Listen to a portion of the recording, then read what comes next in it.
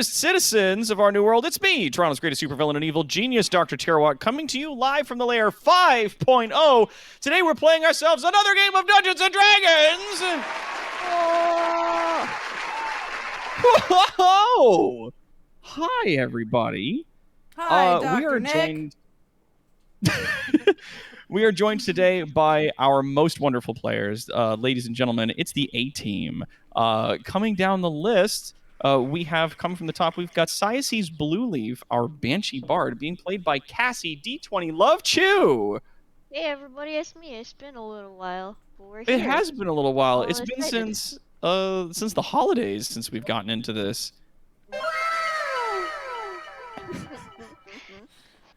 Sorry. No, you're not. No, I'm not. And up next, of course, we've got N. Vrail Olo, our UNT Abomination Paladin, being played by none other than Spooty Poots. I'm Spooty Boots. Hell yeah! Spooty Poots, hello! We all like scurry funged leveling up just before the stream. Yeah, I do apologize for the inconvenience. I was sort of setting up some things and had some other stuff going on this end, so I was a little bit late coming in, but I do apologize for that, and I appreciate everybody's understanding and patience as we all come into this. So thank you. And yeah, up next, of course, we've got our Grung Druid Floop being played none other by Casey, the Killing Chick. Sophosmos! Wow! There it is. What a time to be alive. Let's What a have it time alive. to be alive. I have to do that every goddamn game. That's my yeah, man. intro, all the time. And of course, where would we be without our Thrycreen Monk Keeper, played by none other than Warden? Welcome back, everyone. I hope you're all just as excited as I am to see where this goes next. Hell yeah. And of course, last but certainly not least, of course, rounding up every party that we have on this channel, it's a goblin. It's a goblin by the name of Zax Triar, the Artificer Goblin, played by Shaskar. It's going to be a sparking event. Yeah, I'll allow it. I was like, that's a pun. I hate it forever, but I'll allow it. It's fine. 3 out of It's 10. not going. At least it's not going to be very explosive. We hope. No, well, I mean, the explosive bit we definitely got through last time. When last we left our intrepid adventurers of the A-Team, you guys were deep within the dwarven kingdom of Rogakal. You guys had just assisted more or less yourselves, but also your sort of NPC party member that you've picked up along the way, Garrick Stonetooth. You've assisted him in acquiring a large elemental core that's going to be used as a central power source for a steamship that you guys are going to be constructing with them. They've got a lot of the materials together, and now that they have the core, they can now finally begin the process of actually putting this ship together in its fuller extent. To that, you guys are brought as a group into the engineering area, where a lot of this takes place. Both Garrick and his daughter are there, and let's just adjust the screen a touch to one side. There we go. For the folks at home, they are effectively, they have in front of them a series of blueprints and sketches on the large anvil that's in front of them. As you guys enter, they wave to you as you approach. Garrick looks probably the happiest you've ever seen, the angriest dwarf you've ever met. So he looks almost neutral. He has definitely there's an air of excitement to him.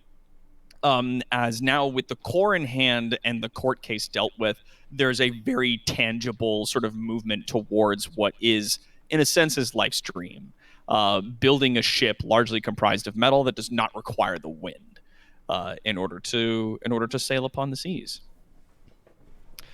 Let's bring that up. All right, so he gestures to the table in front of him where you guys see the schematics as you enter, and he goes, "So, we have some decisions that need to be made.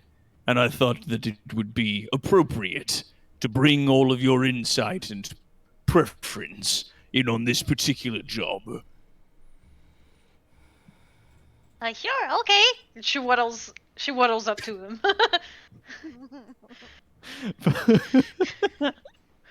Hell yeah. Relina Steamhaft, his daughter, kind of like, is you see there's definitely like less of an energy of sort of frustration or gruffness with her. She's also very sort of neutral. There's a sort of a more relaxed energy about her as she's there with you. They show you 3 pretty much designs that they have on the table. The first of which he points out to you on the ship is, out of the 3 designs that we have, the smallest that we could go with. Nope.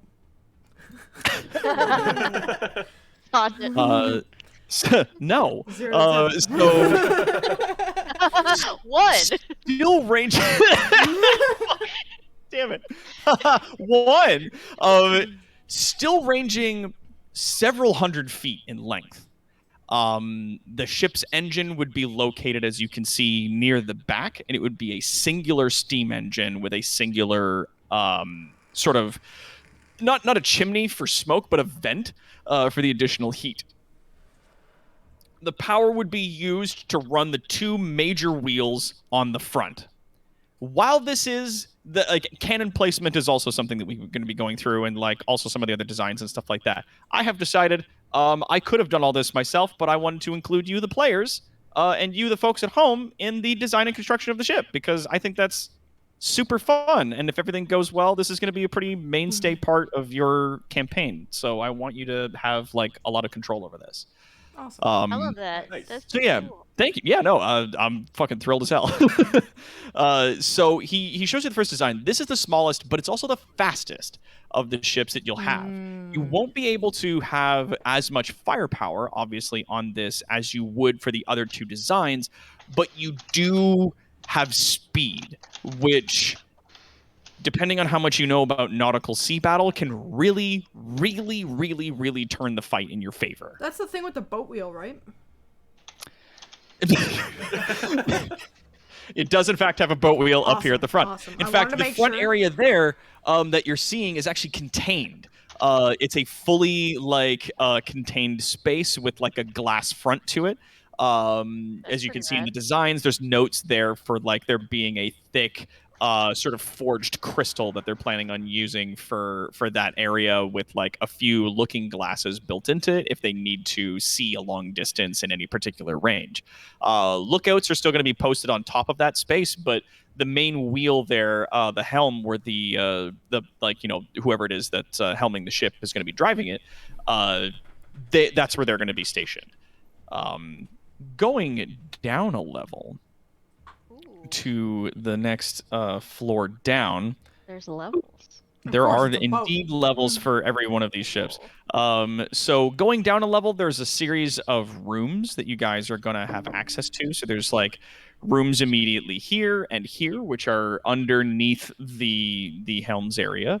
And then there's a series of rooms in the back where you guys can set yourselves up. And then at the very back of the ship is a captain's quarters, which is the sort of the largest of the spaces there. This one room, not necessarily a room so much as it's like sort of a space where you can take the stairs down. Do these squares actually show like 5 feet? Yep. All right. No. Some of these rooms are like 10 feet across. Yeah, I like don't it's fit in any of mainly them. designed for dwarves so far. Going down a level, we have the mid deck, which you can see at the back. There is more of the mechanics for the engine. This would, again, because the ship is not as large, will definitely allow the core to power the ship in terms of speed. It will give the ship a lot of maneuverability out at sea, at least considerably more than any of these other ships. It is still made of metal. So like while the decks on the inside are reinforced wood, so wood reinforced with like steel planking, the exterior of the ship is actually going to be, steel, dwarven steel. And there's a lot of pipes and stuff like that, but there's also a few more rooms, and then the stairs go down one more level to the very bottom of the ship, where you see the rest of the mechanics for the ship itself. Like, this is where the main plumbing for the engine is, as well as like where the power gets diverted to the side things. There's definitely some space around at the bottom here if you guys wanted to like put some stuff in. Mm-hmm. Yeah, this could be. Mr. Classic Magic is having a good time in the chat. This could be part of the hold.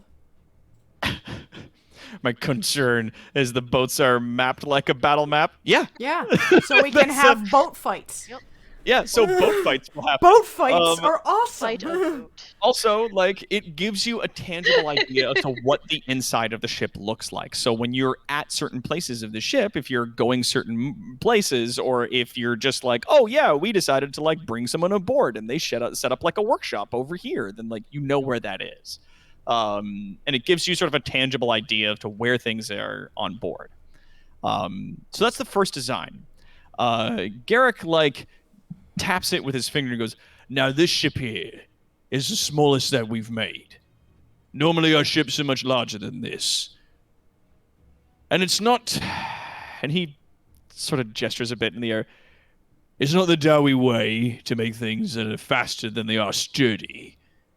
The ship still boasts a considerable greater amount of defense than you'll get with wooden ships, especially anything made by Groby. But as it is, we still want to offer this in case speed, and in many cases seclusion, is what you're going to want to work with. I understand that your group may want to travel on something small and fast so that you can make your way about without being seen. Discretion is usually a smart tactic. Aye, you're right about that. Out of Discretion, while not entirely our way, is certainly useful. Out of curiosity, you said that any that Groby make.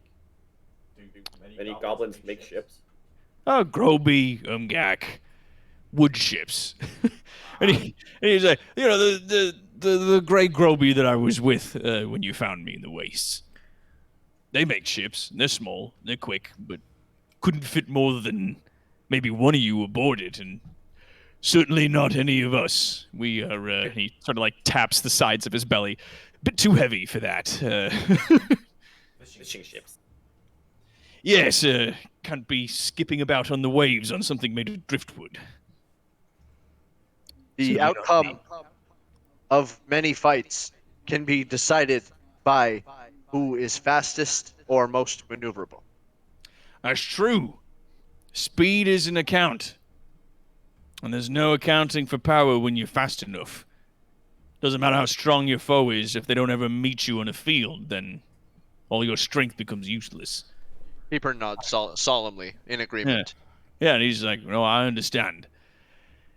To that, he like turns the sheets over to the next design. Rail did So not this look was- impressed by the first one.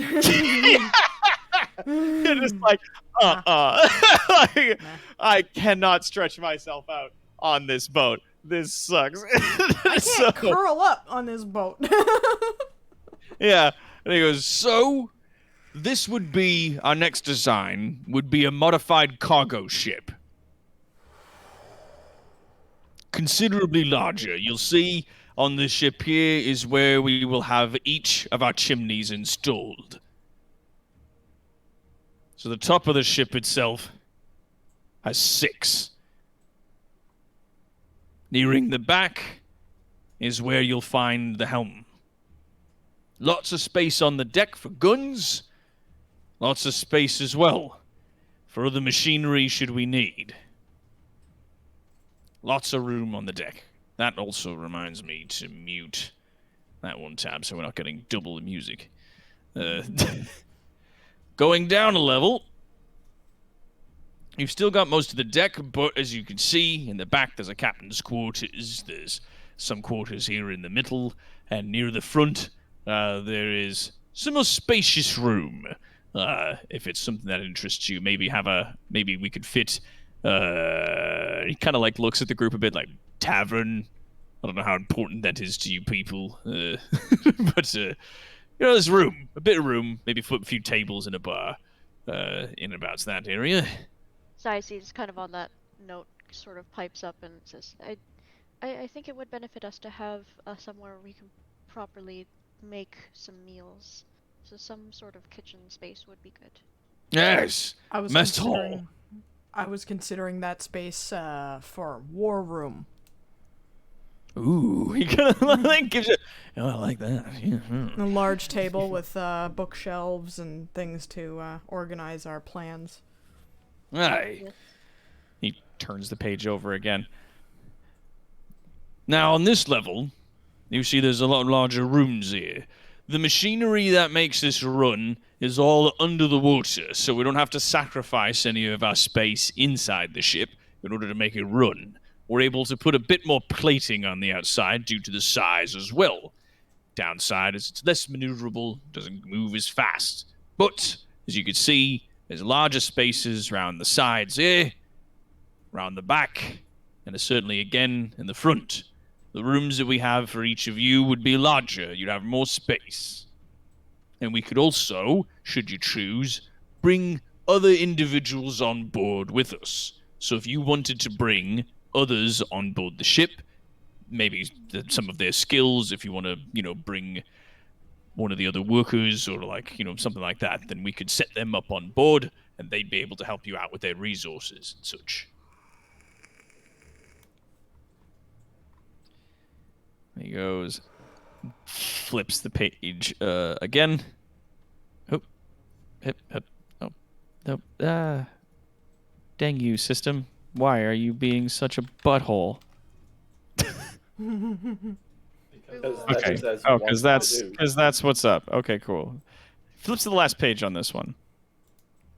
This here is the bottom deck, certainly the most spacious. Lots of room. We could set up any number of things. I mean, shit, we could make a pretty big tavern, full mess hall down here. We could replace some of the wood here with steel planking, so that we don't, burn the ship down. In the event we bring one of the bakers with us or something. What? There's also room along the sides that additional guns could be put in, if that's something that you feel is necessary. Isn't depending this on under where the we water? go. This part of the ship, no. It's just at water level. Zax would There's pipe up a little bit. You said that all of the machinery would be under the water for this one. Would we still Aye. have access to it, say, if we needed to make our repairs in transit? Yes.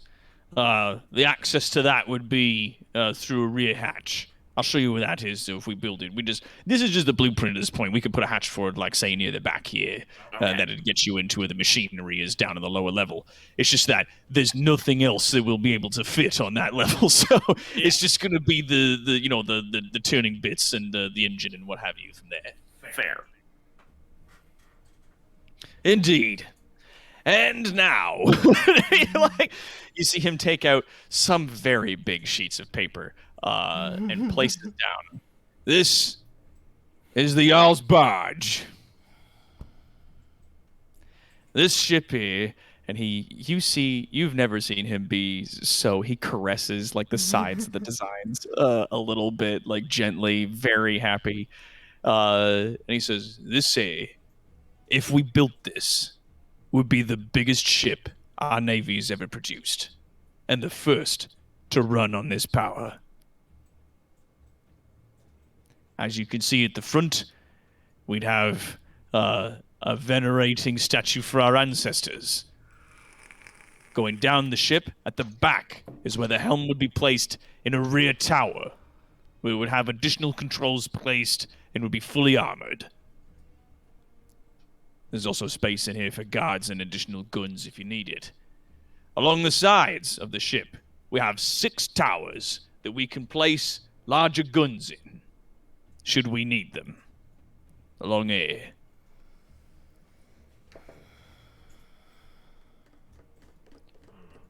Going down a level. He moves down to there. Vrel is just staring at these maps, like Yeah. just calculating. Yeah. You really believe this much firepower will be necessary? No. Well, it depends on what you're doing. You didn't read the books I did. You didn't read the same books as me, son. Mostly this level shows just the insides of some of the towers and some of the rooms near the back that have, like, you know, there's additional room areas in here that you could place in that could be either storage or like additional munitions and like positions for chase guns and things like that to be placed inside the rear tower on the ship. The deck for the 6 towers that it has additional space at the front if guns want to be mounted there. It primarily does not have chimneys. He describes to you how the additional heat from this design is not actually vented through chimneys, but instead is vented throughout the ship and then uses the sea to cool it. That is the design that I wanted for the ship. Not necessarily this specific ship, but that design Like, for using the dispersal. ocean to cool it as a coolant system. Yeah, and he makes like a note about how he basically designed this ship with that in mind, and because of that, a considerable portion less of machinery is needed to vent the heat, but instead will be basically using the exterior of the ship to use the ocean as coolant. He does discuss at like a short amount about how that might cause steam, obviously, as you guys are moving through the water, depending on how much the ship's power is being used. But he makes specific mention of the fact that the ship is large enough that he may be able to use a very specific type of dwarven steel in its construction. A very particular type of extremely dense alloy, but that is also extremely heavy, that's used in the manufacture of specifically dwarven plate armor, called gromril. It is a rare and extremely dense metal, but well, not necessarily that it's rare, but that its fabrication is a bit resource intensive. So he says that he could use it in the making of the exterior of the plate of the ship, so it will not only make the ship stronger, but will also allow in the venting of that additional heat. The larger the ship that you guys are going to be going with, the slower you're going to be moving, the obviously more visible your ship is going to be, but ultimately the more you can bring. So that gives you guys certainly a degree of choice with regards to that. We're gonna look at the rest of the ship. Oh yeah, we're gonna go down a level. I have a question. Aye. You said that the heat generated from the ship will produce steam, but yet that it does not vent. Do you mean that the steam will be created around the outside of the hull? Aye, that's correct. Does that mean if we push the engines far enough, we could potentially cloud ourselves? He like I nods. did He goes, have that thought. Being "That's a able smart to move, Goblin." obscure ourselves could prove advantageous, especially if we already are so visible. Aye, you're right about that. Floop is just in the back, and she mutters to herself, "The ship is bigger than my swamp." It is. This is truly almost a village-sized ship. Like this thing is fucking gigantic. Yeah, like it'd almost be a shame to not bring a bunch of people with us on this thing. Well, and that would be the idea, that if you decided to go with this ship, then you guys would have the option of like bringing more NPCs or things like that with you, but then you An would army, say? well, I don't know about an army, but yeah, you could bring a lot of people. All of the people in my temple.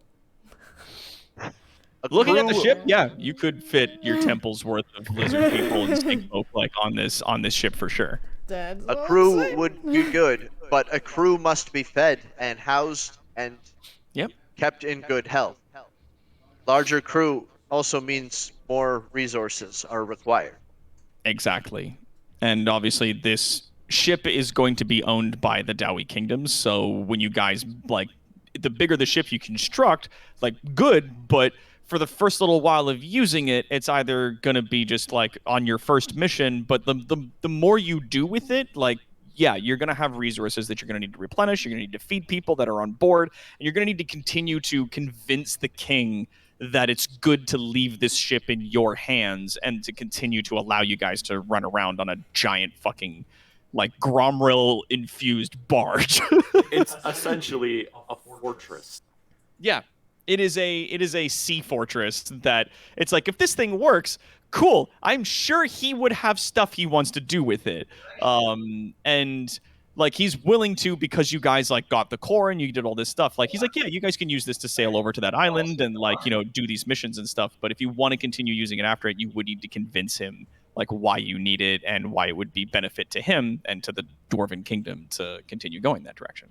And each one of these designs all require the use of one of those cores, yes? Yes. The way If- I've managed to design it, it only requires the one core that you've got. If the required material is so problematic to obtain, it also makes sense to make the most out of what little we have. That's true. You got a big core, and so really it depends in every one of these designs and what it is that you'd like. Do you want something that's, you know, a little more under the radar, doesn't require as many resources to build, it's faster, the crew is smaller, more intimate kind of business? Or do you want something in between, or do you want something, you know, like this? I actually don't think it's our decision. I think that it's yours. Well, yeah, but I want to bring you in on it. He turns the page. So this level would be, you know, this is the entrance into the towers that go up above the decks, and you can see that there's a number of larger rooms in this level, and certainly more than a bit of storage and other areas near the front of the ship, and a larger war room to be put in the back. Can we put bars along here? Like for drinking or metal bars? Metal bars. Aye, we could do that.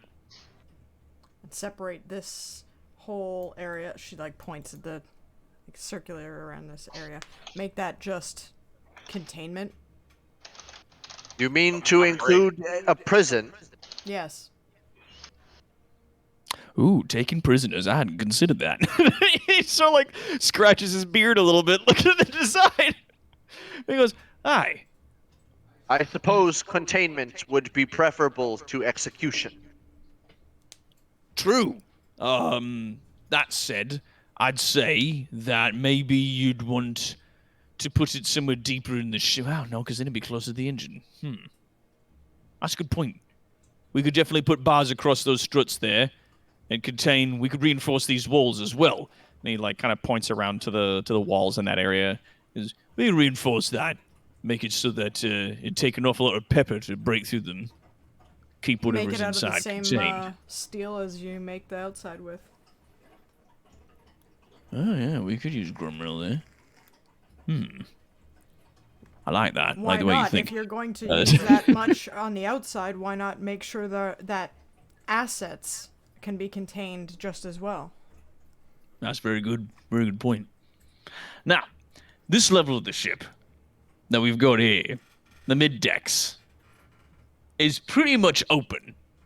We could put whatever we want in this area. So you could put in like a mess hall, you could put in a tavern, we could bring in craftspeople to work in this area. And there The might whole actually thing. be enough Front to back. space in here for me to relax. That's funny. You're funny. It's just like, oh, all right, very, very okay, good.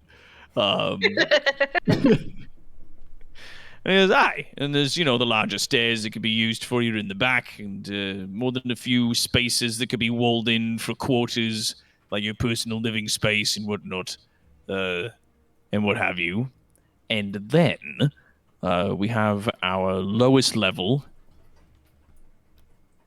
which is also a lot of space before the hatches that we can put in wherever we need, either near the back or the front, or near any of the stairs or anything like that, where we could put in a hatch down to the engine area? Because again, this ship would run primarily off of machinery that is below the water.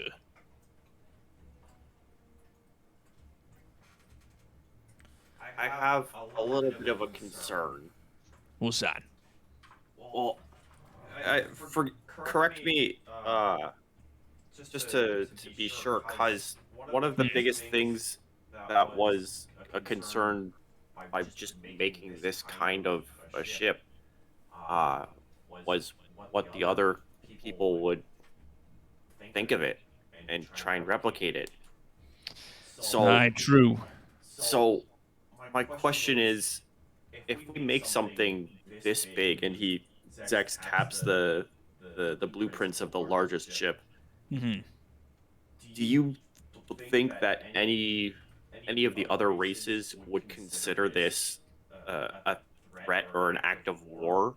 Because this really is a fortress. Contained It is. weaponry. Floop waves her hands around. Well, not if we make an actual expedition to the Death Mountains. No one wants to go there, so it's normal to have weaponry in case there are giant beasts around. It's not uncommon for a ship to have guns on it. No, not at all. Well, of course. And a ship this big wouldn't necessarily be automatically considered a warship. A ship this big would be first thought would be they're carrying things. So our biggest threat, other than sea creatures, would be The bandits. bandits. I believe those are called pirates. I don't care what they're Yes, of called. course. People who would want to board and steal the things that are on the ship. That being said, that would just feed our crew. But the... No, Rel, it would only feed you. You don't eat meat? We don't eat people. I do not eat meat. Well, you don't eat meat, that's fine. That's fair. Here's the thing. If we go with the smallest design, we can just... If any of the Empire comes asking, we can tell them that it's just an experiment. That this is just us testing out something.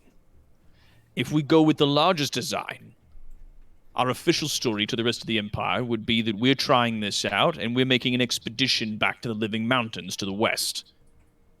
That it's us that's going there, not you. None of my you'll opinions just be on the aboard. matter have anything to do with the Empire. No, then that wasn't No, my but it- concern either. The concern wasn't that we were on board, because we could easily hide on this. There'd be Of a course. billion and one places that we could go that they Exactly. wouldn't be able to find. But my concern is that if this is made, your empire might be in danger because of it, and that's my concern. Well, our chief concern is what the rest of the Empire is going to see when we build this and how they're going to take that technology to themselves. They can't see Truth any of be the told. technology on this ship. No, and we have the rights to keep this to ourselves, but if we build this bigger design, and he taps the largest of the blueprints, it would be centuries before humans would be able to replicate anything like this. That was my This is- argument in the trial. Why? This would be too big and too fancy for them to make. They'd stick to the galleons and other things. So, Now, yeah, if they saw this as an act of war against them, that's a discussion our king would have to have with them, which is why our official story would be this is an expeditionary ship that is intended to go west to those mountains and try to retake the land that's there. Because that used to be Empire land before it was lost, and now we live closest to it. They would consider that an act of war. We're technically Not part of really? the Empire. Yeah. So if we move Are back you? to retake the land that's there, then they'd consider that a boon in their favor. But Aye, if, they came through our kingdom to go and initially attempt to colonize that space, but failed. Nobody knows why or what happened precisely. and what happens if they commandeer this boat even if we come back and say that the expedition failed. They would take this ship and go there themselves and actually disturb who actually lives there. But I think they would still have to be like the Empire can't commandeer the ship. Like this is a dwarven ship. They think they can because they are the Empire and that the dwarves are part of the Empire. I don't want this ship. Personally. Seemed like kind of stroking his beard a little bit, and he looks to Relina. And Relina says, while we may be part of the Empire, we do have our own rights. This is our mountain, and those are our shores. But those aren't your mountains across the sea. Well, they're nobody's mountains at this point. Nobody lives there. Anybody who tried to live there is dead, so far as we can tell, at the very least. So, if we were to go and to reclaim the land in the name of the Empire, it would still be under our right, despite the fact that we're part of a greater whole. The point of the Empire is all of us are supposed to keep each other safe. But we have our business in the mountains here, and they leave us to that. And in exchange, we occasionally show them things like black powder. And if they need very serious assistance in the event of, all-out war or something like that, then we agree to come and help. But they leave us be. I think no matter which of these ships that we make, they wouldn't have the right... I can't imagine the king turning over a ship like this to the Empire. To be run by men, humans, elves even, on this. And she, taps the paper. Dex kind of goes with bleh. And she looks over to her dad. Can you imagine what's Helgi on this? And he goes, and he shrugs. The problem is that I can. That's fair. I'll grant you that. And a second problem is that I think that if we give the Empire the impression that that island is regainable, that's the next course of action for the Empire, regardless of what outcome we have or we tell them. And Garrick kind of nods slowly. If we they did think run that- into some of the Inquisitors out in Allura. They are getting pushy. Even though they don't have the right, they're still getting pushy. If they see how strong and respectable and untouchable the dwarves are, go to that island, they might get all proud and fast about going to take it back themselves. Well, what about instead of saying an expedition to retake the land, it's a research expedition to actually know what happened? As long as we It can could be framed maintain like the that. idea that it is an insanely dangerous island. That Alright. is also why I choose, or why I need to go. Aye. No, I respect that. The only other major port that the Empire has right now is on Stowport, and that's on the other side of the continent. If they were to try to field ships from there, they'd have to sail all the way around. If they wanted to try to make their way to the Living Mountains, they would try to go through us, and our sovereignty takes precedent there. But they are getting pushy. The Yeah, we Inquisitors saw were asking a that. lot of questions that they weren't allowed to be asking out in Allura, so it could be... We'd have to leave it on the king.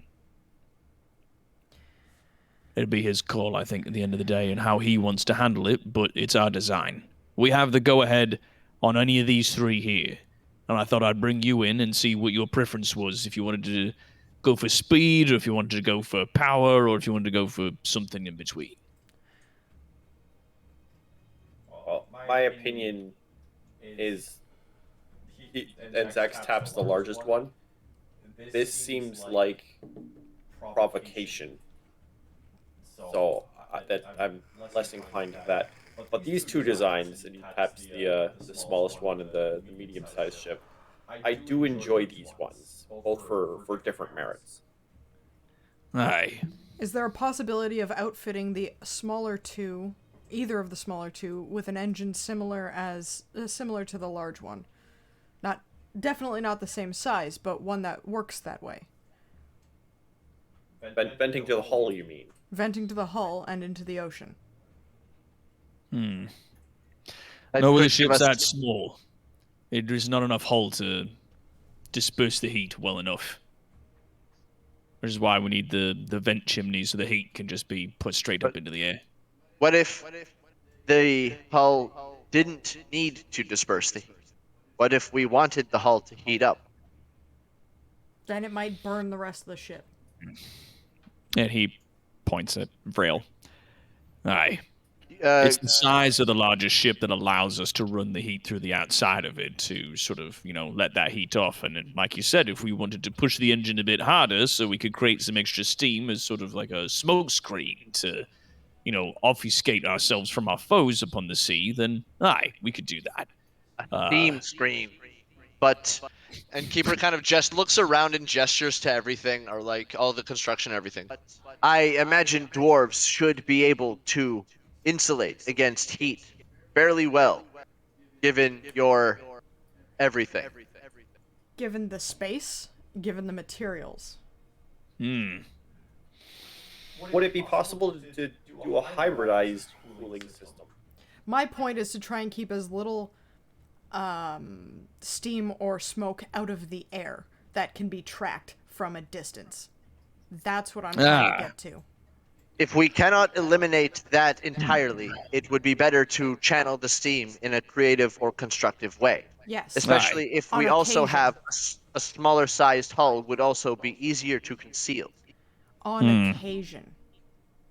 Aye. If we were doing that the entire time, people would be able to track that.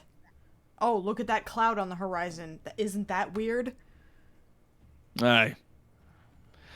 No, it would make us visible from, a bit further of a distance than you'd get with sails. That said, out of the bunch of them, the smallest ship would be the least visible. Because it doesn't need to power up as much to move the smaller vessel means that there'd be less heat coming out of the chimney, and you'd see less from a distance. It'd practically be invisible. Especially considering the height of some of the waves you get out at sea. Alright, the waves at sea are also a concern to me. I am not good at or learned in boat crafting. Aye. And I've never sailed before. But Like, the first boat that he's got on the design is basically like a big yacht. yeah. Like, it would carry your party and just immediate, like, the helmsman and the immediate crew for the ship. Like, you'd Yeah. have no additional people with you, and or a lot of space. But I know that's that would waves also, yeah, can be if you get- massive. real big waves at sea. The downside is real big waves at sea is going to push you around a lot. Upside is you're small enough that you'll be able to maneuver through the big waves. It's just going to be like a big thing. And yeah.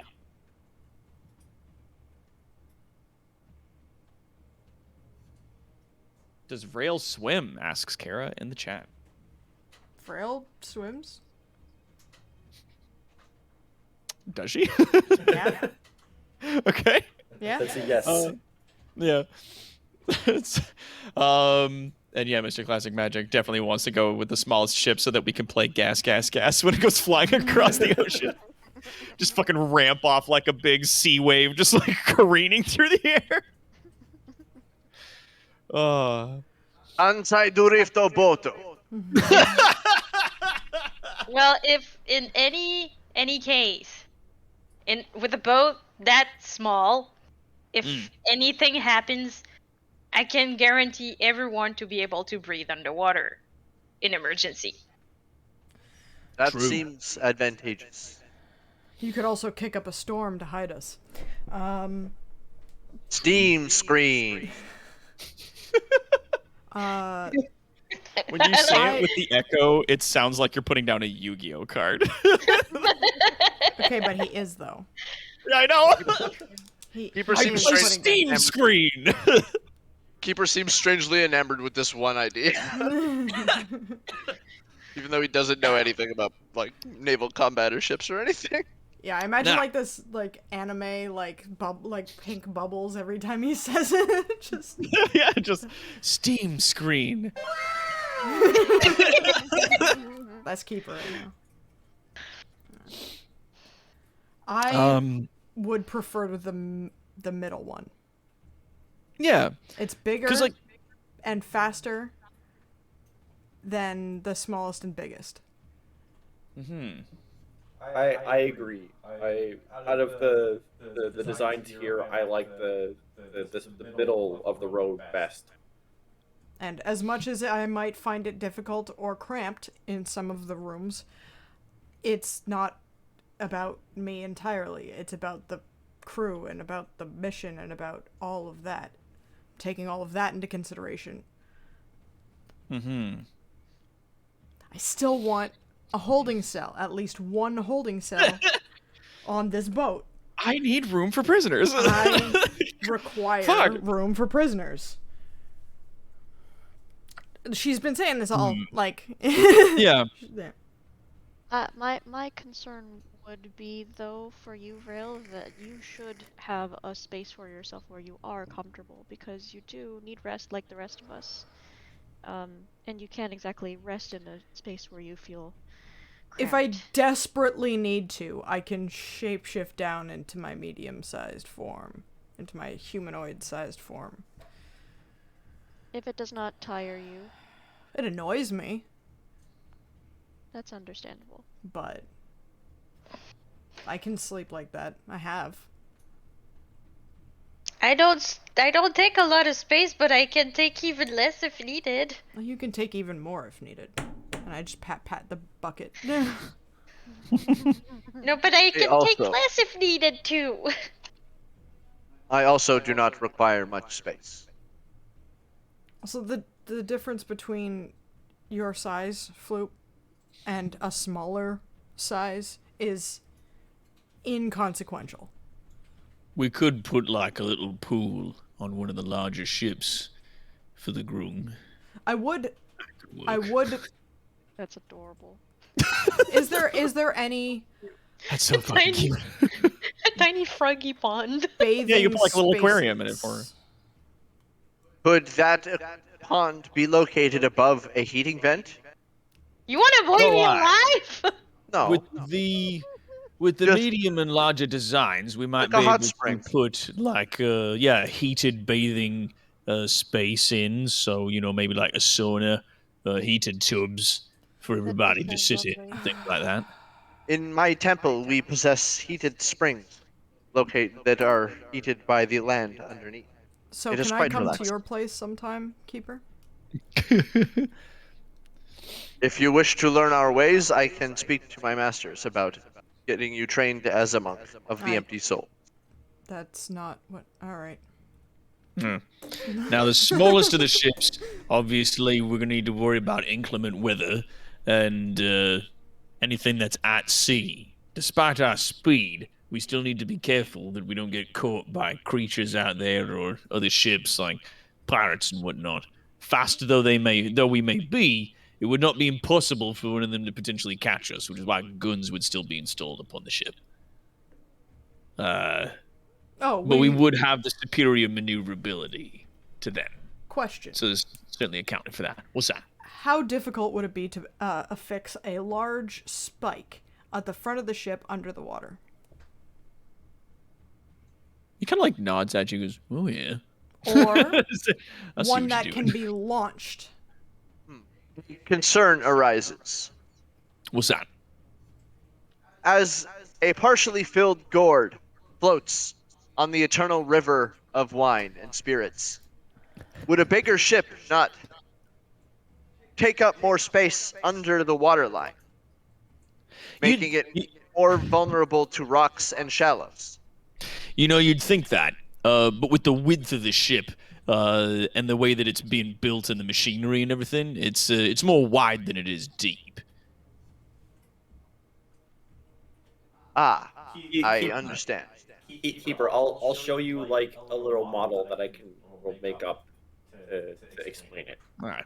Keeper just nods. None at of that. these ships, save for the smallest one, could be used in any manner of shallow water, but they're not designed for it. It's designed for sea travel at high speed. Or, well, without the use of the wind.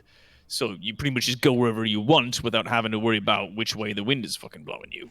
So Vrail takes one of the pieces of paper and a charcoal or whatever, some sort of writing implement that's definitely on that table. Yeah. And starts scribbling something, her idea. What if we did something like this? All right. Okay, I see. And then maybe some sort of launcher thing, or if it's not an extendable ram, then we can put it under the boat where people won't necessarily see it, and when we ram them, when we ram them, it would gorge the underside of their ship. Ray, I have an issue. He silently nods to you, goes over to a shelf that's off to one side that's got a bunch of blueprints and designs and stuff on it, and he grabs a small book, and then he walks over to the table quietly, puts it on the table, and slides it towards you. Wait, you can't read Dowie. I can look at the pictures. Yeah, and he opens it to the sort of the midway through it where you can see a larger concept design of exactly what you're talking about, except that there is a mechanism that is sort of cranked to build power into a massive spring so that it spins on the end of it. It's a Dragonator. It says Dragonator on the front of the book in Dwarven. And it's so close to other languages that you can even not knowing the Dwarven language, you can still kind of pick out, that says Dragonator. I was he puts a fucking book on the table that says Dragonator and opens it up to show you the design. Okay. And he goes, I've actually designed something pretty much exactly like what you're talking about, but many years ago. Frail stabs the book with her finger repeatedly. This. And yes. That's concerned. Now, I want this on the ship. The design of this that we've got, we could actually put this into the largest design of the ship here because it's not run on power. It doesn't require any additional diversion of strength from the core to run.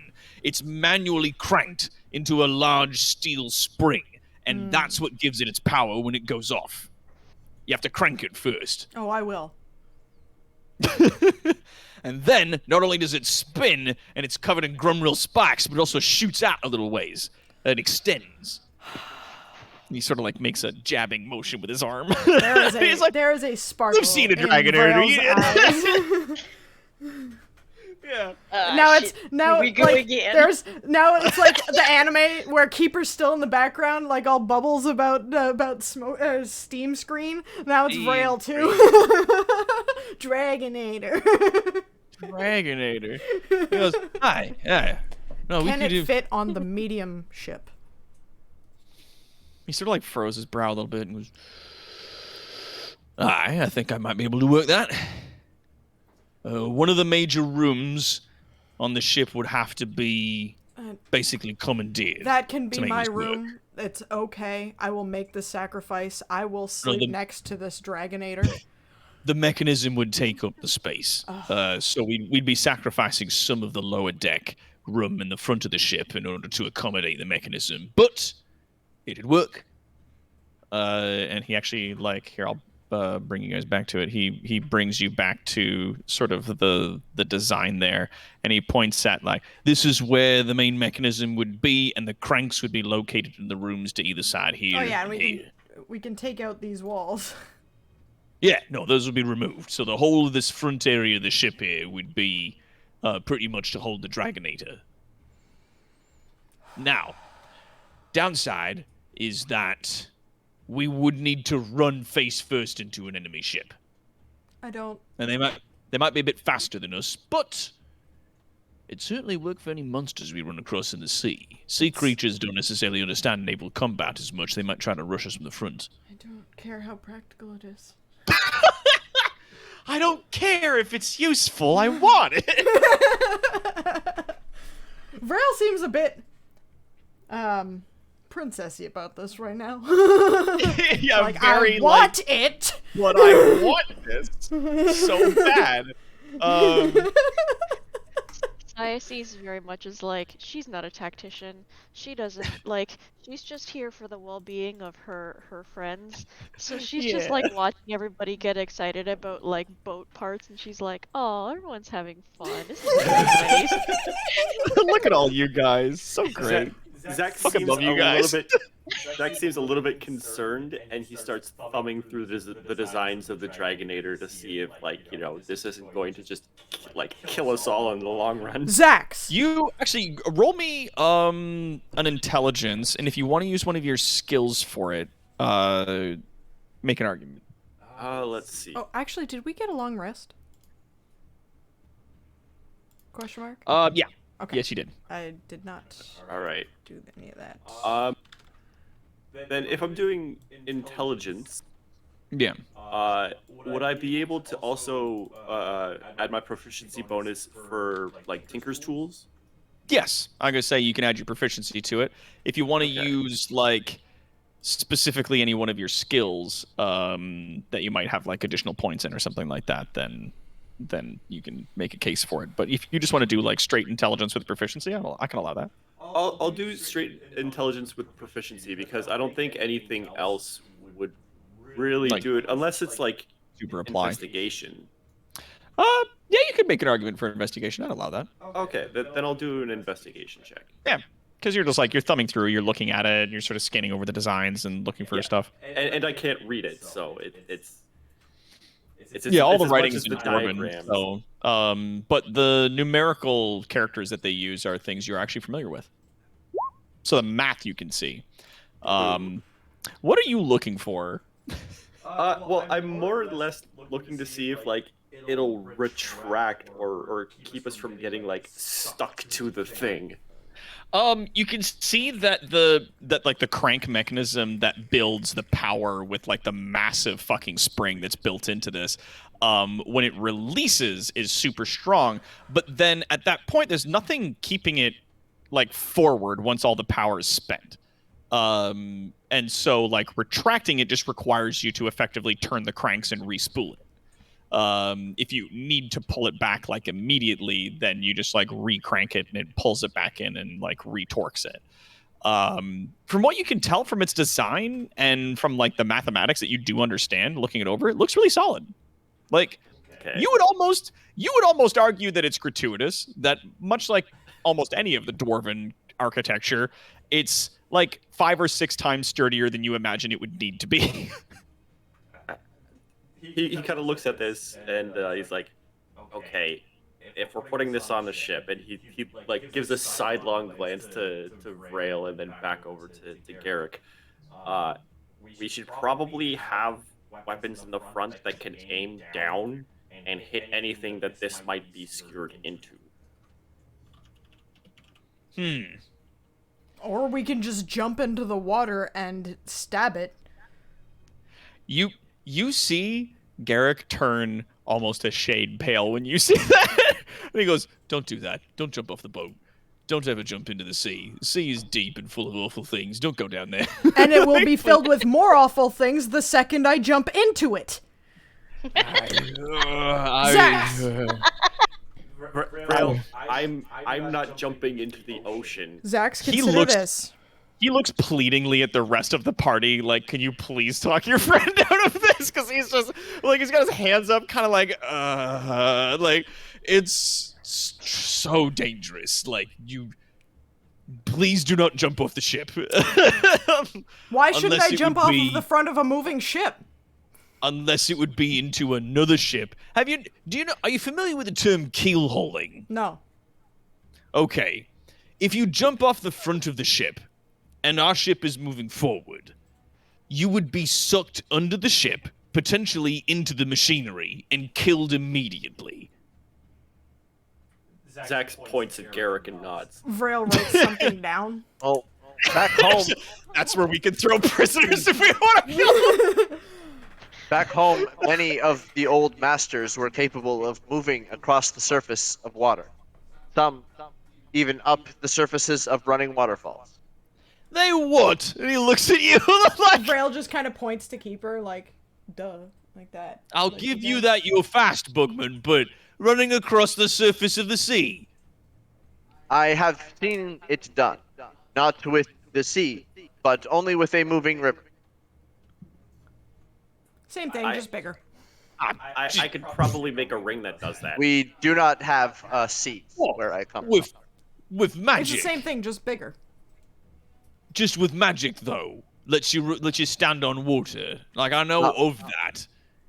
We do not use magic in our arts. Our arts are completely non-magical, Garrick, nor have you are not they seen him run? completely physical. Luffy's just looking at the chaos and she's like, I'm not getting to this and she can eat me.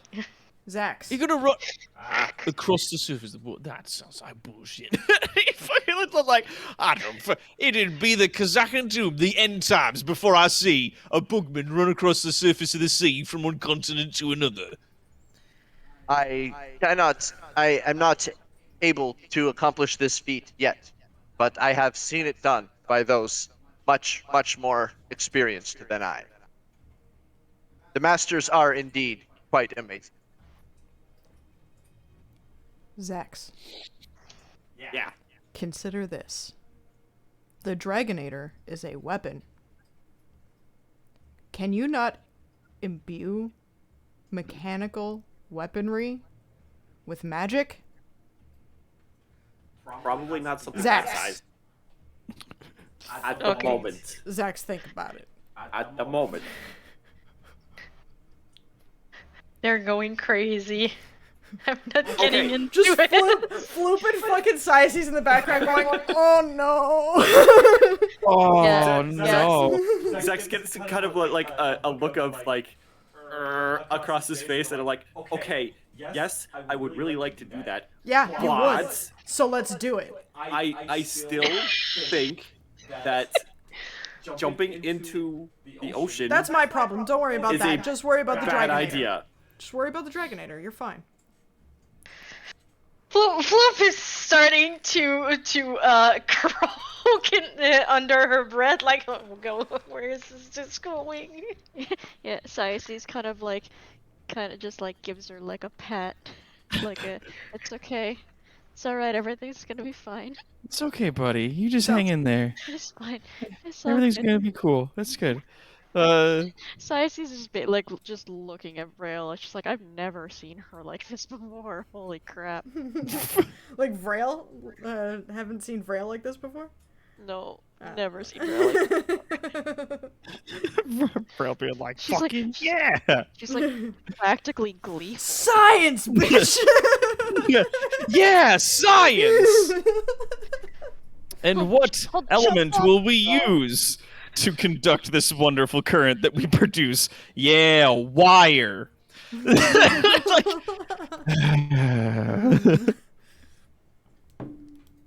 So we are in agreement that the middle one is the one we want. I'm happy with this. So that is the group's So we decision. want the middle design. That's good. It'll be a nice balance between maneuverability and power. I like that. Do you? All right. This is the one that you are building with your name and pride attached to it for your Of kingdom. course. Which do you want to build? Well, he looks over the designs. Honestly, if I'm being candid with you, You were really hoping for the really big one, weren't you? So was I. no, I was about good to be making small skiffs out of driftwood up in the wastes until I came across the lot of you, or until the lot of you came across me. We're not talking about the past. No, but I am. I'd be just as happy making any of these ships. Obviously, if we build the biggest one, it'll be certainly the biggest finger under the nose of the people who said this wouldn't work. That said, So then we're any of making these the bigger ships, one. would make that point. I'm asking you because it was you that saved my life. It was you that stood in court on my name, and it was you that brought me this core. So I'm giving you the choice as to what design you'd like for this ship. Because as far as I'm concerned, I'm designing and will be building it, but it'll be your ship. I mean, yeah, the king will own it, but you know, this is just as much your ship as it is mine. My opinion is the medium-sized ship. It's more durable than the small one and faster than the big one. It'll draw less attention than the big one, but it will prove more defensible than the smaller one. Aye. And we'll have room to potentially put in a prison cell, like you said. We could still I would like reinforce that. the inside with a Grimrill. Very much. What about you? And he points down to Floop. I like the big ship. Floop's He goes, enamored with "Yeah." the things bigger than the swamp. Yeah, it's bigger than my swamp. It's a whole fucking town on the water, my dude. Who'd have thunk that Floop would be the And size I'm- queen? I'm just thinking about all the friends we made and how much the tavern guy would love to go on an expedition to discover the route of the beer and mums and all the friends. I can bring all my friends. Realistically, if you you could were- probably bring all of your friends on the medium-sized one. Well, we could fit a few onto the medium ship. What about you, Bugman? And he points to Keeper. Keeper is Keeper's muted. Even the biggest of bottles is only as good as the quality of the spirit inside. A larger ship would require more crew, and I am happy with whatever size ship everyone is happy with, so long as we can staff it with the right people. He smiles like you know that like that office meme where like the boss is like smiling and his eyes are like a little bit teary. Your booze poetry just makes him so happy. like every time you're like booze wisdom, he's like, yes, God, yes. Fucking like come on. Snaps. Snap. Poetry Yeah. snaps. Mr. Classic Magic is asking, the medium ship, is it a water wheel or propeller propulsion? It is propeller. The two of the largest ships, the medium and the large ship, are both like sub-wave propulsion. Propellers. Could we use yeah. the heat vents as propulsion? No. Why not? Well, because that's not how they work. It's We where won't heat get comes water, out. It's like not, a lot of water getting in them. Yeah, they'd Well, be under even- the water. You'd even heat with the water, looks of- and then suddenly expel it out one direction over Okay. and over again. So the medium and the smaller ship, what they do is they have a small amount of water intake that gets brought through the You cooling really mechanisms. don't. This is all and then the going heat over comes my head. out of the I chimneys. just Yeah, don't we need to can't know. use the heat as yes, it's a no. Zax you is can't taking use it like notes. that. yeah, he explains the mechanism that it's like you can't use a chimney as a rocket. That's not how that works. Just point it to Yeah. the side. We like put it sideways, and then the fire comes out and makes us go fast. Like that's not how that works. Like, damn it! Stop! Vrela And he like clearly tries has to like no fucking show idea you the what to- designs, and you're like, I don't care about science. Just make it a rocket Make it ship. a He's like, rocket ship. "Ugh." It's already experimental technology. It doesn't work like that. The ancient ways state that if you paint flames on the sides of the ship, that it increases speed. It red. It goes faster. Do It goes faster if you paint it red. Keeper, please tell these dwarves about these ancient ways. Because they clearly don't know anything about them. Anything. They Please speak. go The, on. they do speak the truth. When you punch the wind punches you back. You cannot punch the All wind right, and Keeper, expect that's enough. to be flown. That's... now he's just talking nonsense, I'm sorry.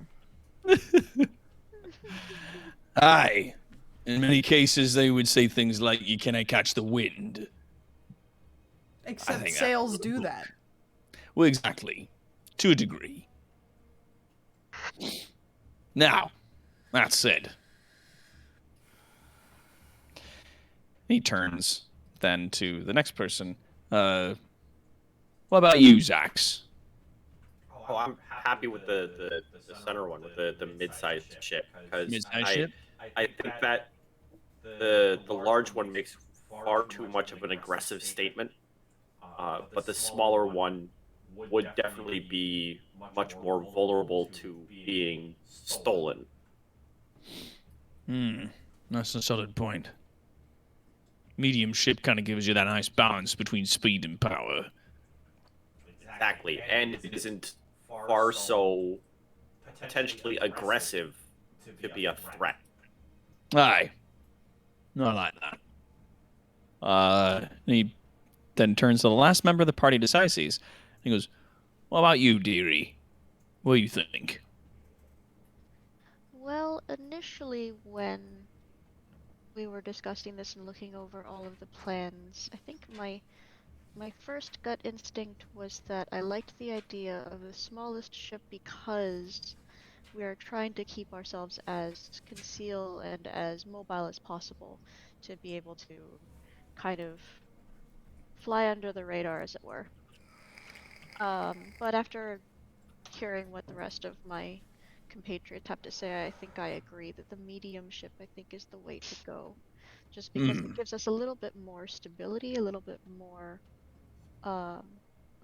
defense, and the extra space would be good as well. The smaller ship probably would be a little bit more constraining to us, in terms of what we can do with the space.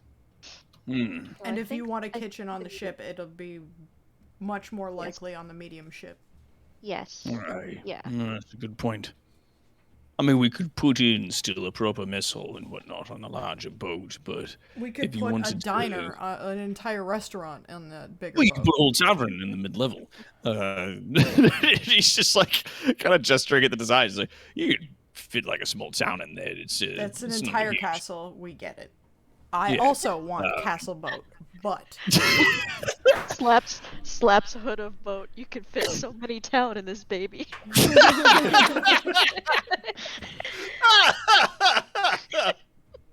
You can fit so much town in this. My God. You guys are the best. Fucking love running this kind of game for you guys. You guys are hilarious. We love it too. Okay. He goes, all right.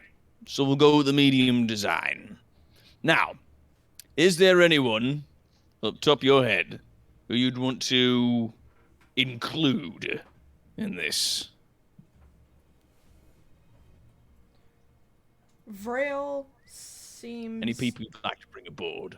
We don't have room for, as many, but we could make room nonetheless. We will need a knowledgeable and talented crew to perform the necessary functions that we do not know how to do. True. You're right about that. Vrail looks to Keeper. What about your orc friend? I have not seen them since we came to the overworld. I assume I would have to go back down to see if I could find them. You have friends at home you'd like to bring, eh? This would be enjoyable. However, I do not know how practical or plausible it is. Well, here's the thing. Before we head west, out to the Living Mountains, I mean, the maps make it look a lot closer than it actually is. Even at high speeds on the smallest ship, we'd still be, a good few days' travel. Might take us upwards to a week. With the medium ship, we'd be looking at about a week and a half at sea.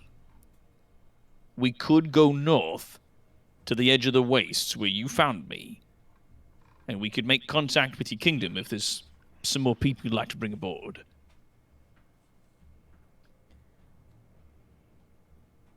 and I'd be trusting you not to, steal the ship away from our kingdom and such. Well, I'm assuming that we would also have dwarven crew members as well. My journey's a diplomatic one. I am not about to start a war. I appreciate that, and I know you're that smart, but, I don't want to assume that everybody else where you're from is as clever as you are. Going back would take much time away from our expedition that could be used The boat on the expedition. isn't built yet. Are you suggesting I run home while it's being built? Running all the way back there would probably take me like a whole day. You fucking dick. It give you time to stretch your legs. Flip is starting to mumble up to herself and like, oh, if we can bring friends, no, Floosh won't survive. She loves her cousin very much, but to be fair, he needs to do an acrobatics roll every time he walks. If you think it is an inopportune idea, then I suppose that you would be fine enough to make the first contact with this island and see it for the first time in however long. And that your friends don't necessarily need to do that as well. She says to keep her. I do not know what dangers lie ahead. Little is known about the mountains we approach. But it would be the first contact with the peoples of that island in a very long time. I was under the impression it was uninhabited, abandoned long ago by my people and those who came after. Might not be. Somebody's killing everybody that gets there. Or something. That might be the case. In my opinion, it would be better if we had a mostly dwarven crew, just in case, for example, if we ran across an Empire ship or something like that, and they wanted to like come aboard or something like that. Aye, that's true. The less of you aboard, then the less of a chance will be found. My people also seek glory in combat and personal perfection through meditation and ascension. We do not put value in glory of discovery.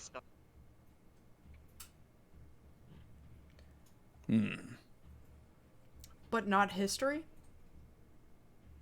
They will rejoice in the history that we can bring back, that I can bring back for them.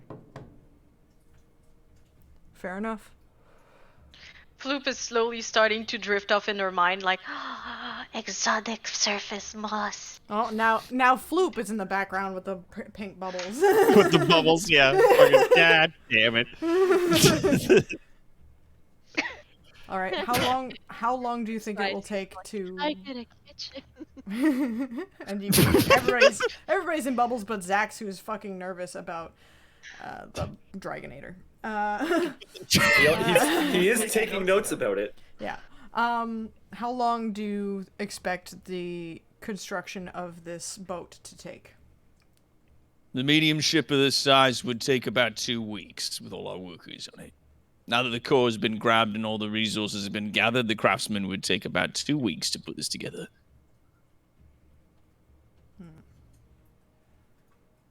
Going, That does give me some time. aye. Zax now has kind of those bubbles, but he's like thinking to himself Little- like little- the potential of what he might do. Dragonator, prison. I would like. This is the one with the engine in the back, right? Under the water. Aye. Right, This would and be the there's one a- with the engine below the water. And there is a room directly above that engine. Yes. Aye. Yes. Is there extra heat in that room because of the engine? He like nods at you, like, there could be. Want to create a sauna with that? I would like. Sure. I was gonna say that could be my room. But sauna's fine. Just so you're aware, You could do both. the He's like compartment. looking at the That'd be back of the something ship and the like design. that He's like, in my- I could partition this and give you this space here for like your private. look quarters at my and- look at how big I am. I am. I'm looking at that. I'm saying I could give you enough room. Yeah, and he pulls up the schematic again to show you the lowest level of the medium ship. He goes, right. So here's what I'm thinking. Right, take this. We put in, say, I'll just get my brush. Let's see. We could put in like, say, walls here and here. I could even go maybe up to about there if we really wanted to, and that could be your space there. And then on the other side, in that area, we make this like a bath. And then this space on this side will be yours, and sort of your private steam chambers. Where are the engines? Directly below that. And this space is under the surface of the water? This would be just at the surface here. At the surface. All right. Aye. The machinery would be a deck many- below this. And the deck is just above this.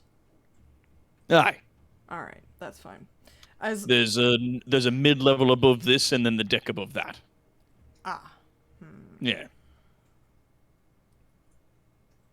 Just so you're aware, there's going to be hatches to get underneath the engines. We could put those in other places. I mean, we've got the Shouldn't be Dragonator at the direct- front here. yeah, shouldn't be directly in the engine space. No. No, we could put, let's say we put hatches maybe right there. Yeah. Nice big space to get down there if need be, if we need to all run down for something. I think that's doable. And how fast do you think, like, the concern that I have about my living space being two floors lower than the deck is the amount of time it would take to get to the deck in an emergency. From your quarters to the deck. Yes. Well, considering that just outside of your quarters would be a set of stairs, immediately going up to the next level. And then from there, you stairs. Yeah, no, that puts you at the mid-level, and there's just more stairs that go up to the top level from there. So it could take you... Aye. There and also back here. So... You could double move. You feel like with the space, like, if you're not in your full abomination form, like, you could I'm definitely gonna make be. those stairs in, like, one turn. Oh, but I'm gonna. Yeah, like, it'll definitely count. If you try to use those, like, stairs, you can get through those spaces in your abomination form, but it's gonna cost you double movement, because you're gonna be squeezing yourself in, effectively. Doc, I can't. I gotta say, out of character, I can't help it. I can't. Freaking, every time I see one of these, I just can't help but see a bunch of faces. Oh, Oh, yeah! all Oh! The face! Like, you got eyes here, and, like, the big mouth, like, oh! like with the like concerned eyebrows. Oh, I chose a bad color for that. With like the concerned Oh yeah, the eyebrows. like concerned eyebrows. Oh, I love it. That's so funny. I can't help just like from the very first, the small design, the very first floor, the small design. I was just like, there are faces all over this thing. What about that one? What about that There are face? faces everywhere. Okay. If we're grabbing this ship, I want the name of the ship to be the Concernicus. The Concernicus. Well, that would be the next bit that we'd be getting into. If we're going with this size and we're choosing crew, other than the Dowie that would be on board to run the machines, who would you like to bring? And where would you like to put them? Bring up to the Enough mid-level. about the personnel. I would say we would need to to find people who would want to command this thing. Yeah. So this will be the war room. You guys were talking about doing like strategy. War! Wanna go to war! I'm a man! What about this space for kitchen? Well, I guess I don't really fit in that space, do I? I don't know. In your smaller form, you fit just about anywhere on the ship comfortably, but in your abomination form, you yeah, the doors be a bit of a squeeze for you. All of the doors on this boat are gonna be a squeeze for me. Aye. Right, If captain's they're built quarters this way. back there. Aye. Are we going to want like a larger mess hall kind of space? Because how many crew are we going to be bringing with us? Well, in a ship this size, engineers and everyone together, you'd be looking at between 6 to a dozen men. That's not a lot. No, not too many. That's not too bad. No. That said, their quarters would be obviously a bit different from yours. They'd be manning guns and stuff like that while we were at sea, and then obviously they'd have to be pulled away from that should we take damage that requires repairs while out in the ocean.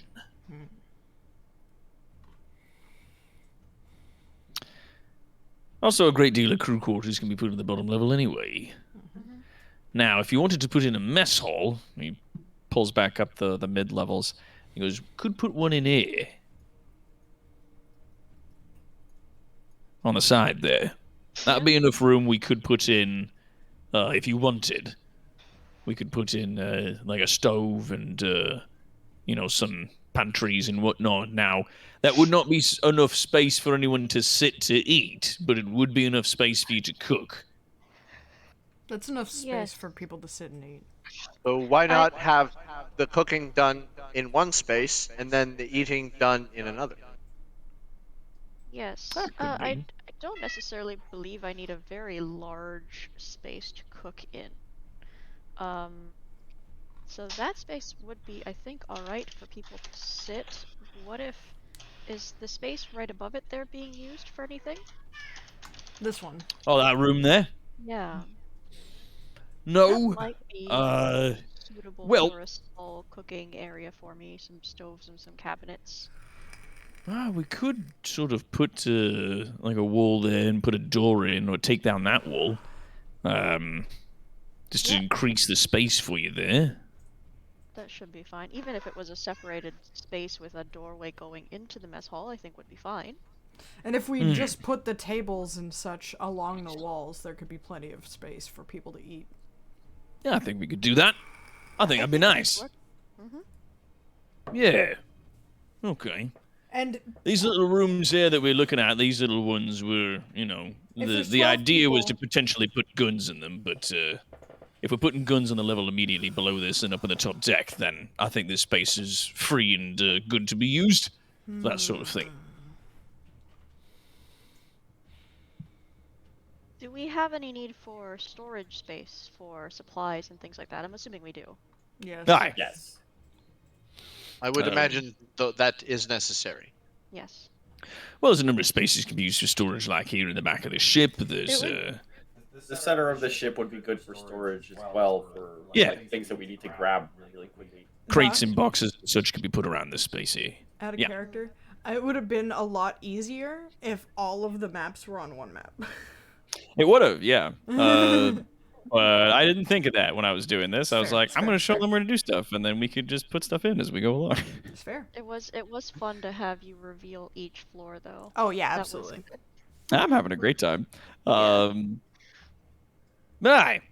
In the bottom of the ship, we could also, with the Dragonator in the engine entrance and the guns on the side, I imagine there's still a great deal of space in the middle of the room there. Could be good for whatever. You could, even if you wanted, set up your tavern space down here We could easily if you put the wanted to guns cook and here. whatnot.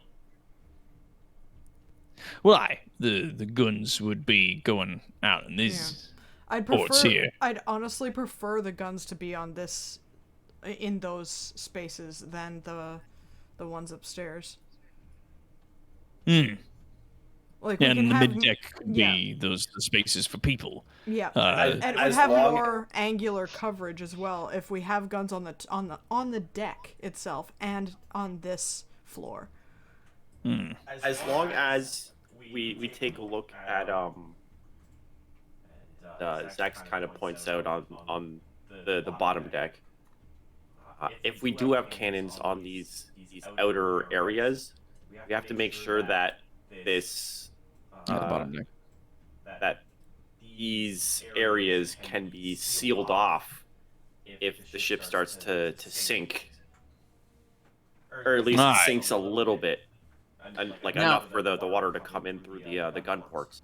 What we could do is Well, I'm sure that there's Move- going to be ventilation or irrigation through the whole thing on the decks above the water, so that Right. we're not just filled with water all the time anyway.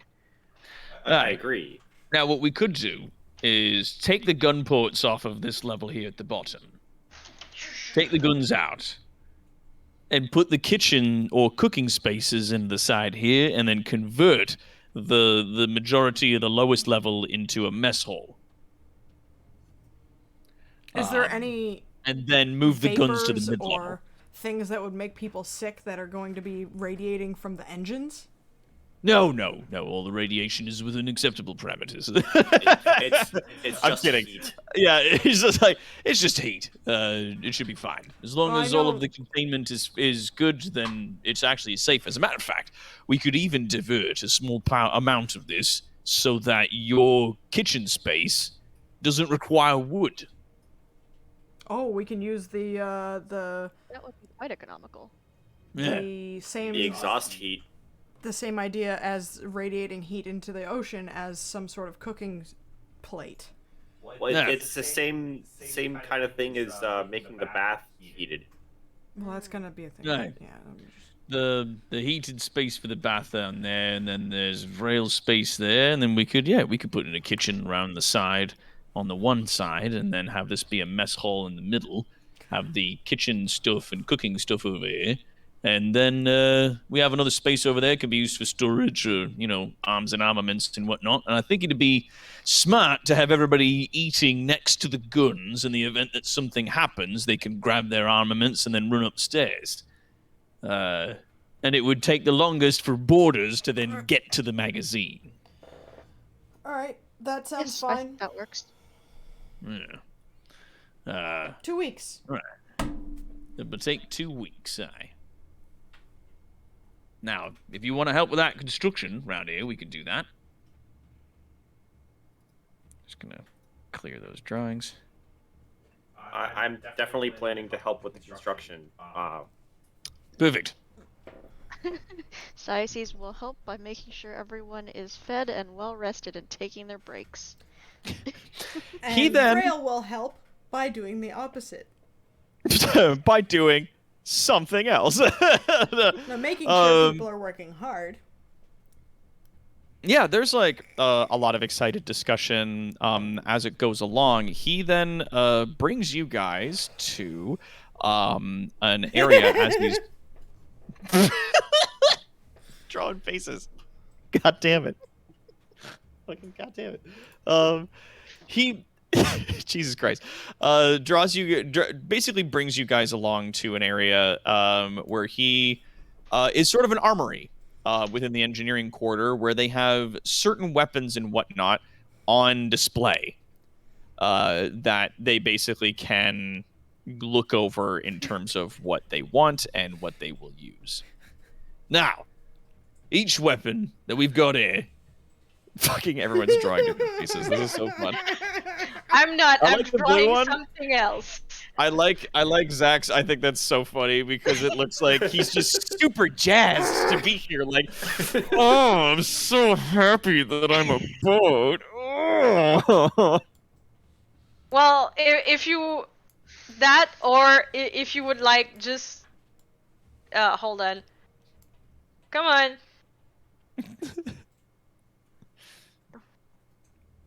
Give me what I want. Come on. Come on. Like if you keep like Zex's face, and you just add this. Come on.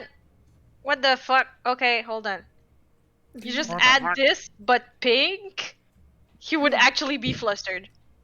Oh yeah. Okay, I got it. That's funny. All right. Oh my goodness. Yeah. You guys are ridiculous. So he takes you to an armory, where he shows you effectively a number of weapons that they have sort of on prominent display to show the sort of different things that you guys could have aboard your ship if you wanted to. And he goes, now, I'm not going to imagine that everybody who's here has a tremendous amount of experience with this sort of thing. I'm not sure exactly how many of you have sieged a place or sailed on a ship with predominant weaponry, but I want to make sure you're all being educated in terms of the choice of guns that we've got out here. Now, Zax looks very, very like in oh this yeah, conversation. 110%. This is up your alley. This is absolutely some shit. And I'm just gonna sort of like reveal them on the ship in terms of how large they will be, and sort of give you guys an idea as to what you're going to be looking at. I forgot I'm also how to going remove my to drawings. I'm sorry. gonna do my best to keep up with stuff here. Yeah, I'll just let's go to the objects layer, and we'll just clear drawings. There we go. There you go. You got it. And I'll do my best to keep up where I can with the other stuff that we've got there. Okay, just want to make sure I've got everything here, because I've got my hands on some fun assets, and I want to make sure that we've got all of that together. Dope. Cool. Okay. Right. So he takes you first to what some of you may recognize as a standard ballista. And there it is on the ship. I'm going to zoom in so the folks at home can see what we're looking at here. I'll take your. This is your standard ballista. Doesn't require any black powder. Relatively easy to load, easy to fire. Shoots a big arrow. Small Super fun. Dragonator. I want a Dragonator, but I want it to be small. I want another one. Yeah. Dragonator. Baby Dragonator. One day I'll There he be is. big enough to rip the Dragonator off of the ship and use it as a spear. Zax puts his hand up. Aye. With these ones, we could potentially attach a line to them, to the arrow. We correct? could. There That's is. right. Well, this, and Zax turns to Rail. This could help if he points to the diagram. If we put one here and here, we could potentially hook a ship and Pull it aim our into the Dragonator. Dragonator. I like you, Groby.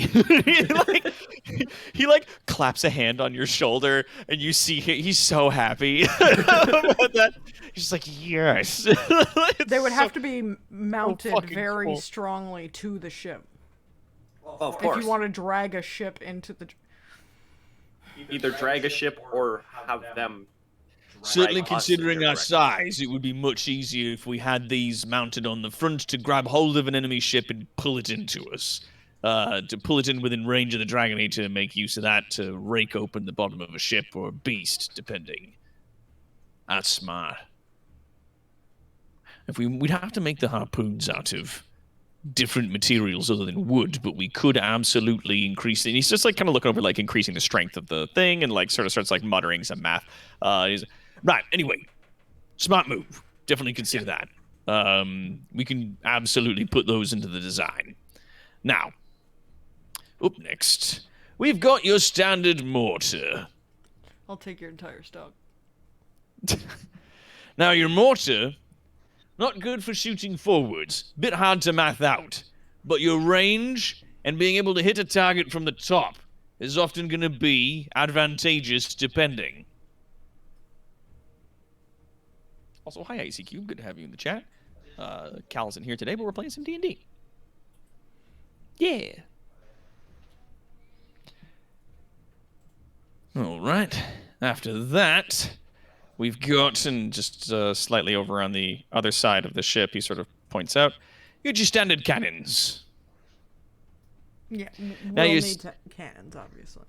Aye, your standard cannons like these, good stopping power, good range, hitting a target straight out. You know, your usual business. Now here's where oh wait, no, and we've also got this. And he sort of reveals, just along next to it, a catapult. Yes. We could outfit the ship with maybe one or few of these. Yes. Good for lobbing, I'm going to say custom payloads onto your enemies. Yeah. Okay, good. Like we got a Zax. yeah. Like Or that, yeah. Keeper. Yes. Yes! Yeah, I was going to say. Or we could indeed, in extreme situations, Not load extreme. individuals into it and That's not shoot that them extreme. towards things. That's not that extreme, it's Keeper. Aye. Zach's kind of like puts his hand on his face and sighs. Now, if you need to hit a target with something a bit strong, but you need to do it at range, and you need precision, we have this, a long gun. Doesn't shoot quite as large, but it's certainly more accurate, and it punctures armor. Good if you're fighting something at sea that's got a big carapace on it. You need to make a hole or a dent.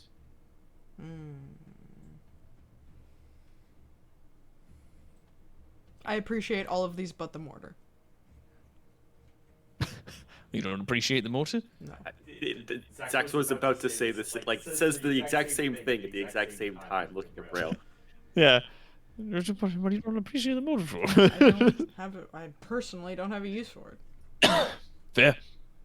Up next, we've got an interesting addition we refer to as the organ gun. I like This is Dowie tech. This is something that the Umgi haven't managed to build effectively yet. It is a series of smaller guns that fire in quick succession. Again, good for if you need to pepper a target with multiple rounds, rather than waiting to load a larger gun. So we put that here. Right there. Right, oh, in the front of the gear. Oh, so there's a chase gun. Or what do they call that when it's on the nose up here? A chase gun. I don't know. It's a boat. I don't know boats. All I know is that I'm going to ram the boat with the Dragonator into another boat and then shoot it a lot with these guns. What? Braille. Calm down. I'm It's very not done yet. excited. This is awesome. Now, these could also be put round the back in case we've got pirates or others chasing after us. These kind of munitions are good for picking off, you know, people on the ships, as well as putting holes in ships and sails and other things as such. Now, there's a bit of an experimental addition to this. Zach seems very, very So that's the organ gun. Now, this is built on the design What of a is that? steam-assisted crank gun. This, ladies and gentlemen, you seem very, very excited. This we call a volley cannon. Series need of barrels one in that my are room. loaded from the back as opposed to from the front with posts and wads. We load shells in them from the back end and then crank them. Steam-assisted engine on the built into the mechanism allows you to fire roughly a dozen of these rounds before needing to reload. Good for trace finding. Certainly good for hitting things that aren't heavily armored. But we could put one of these in.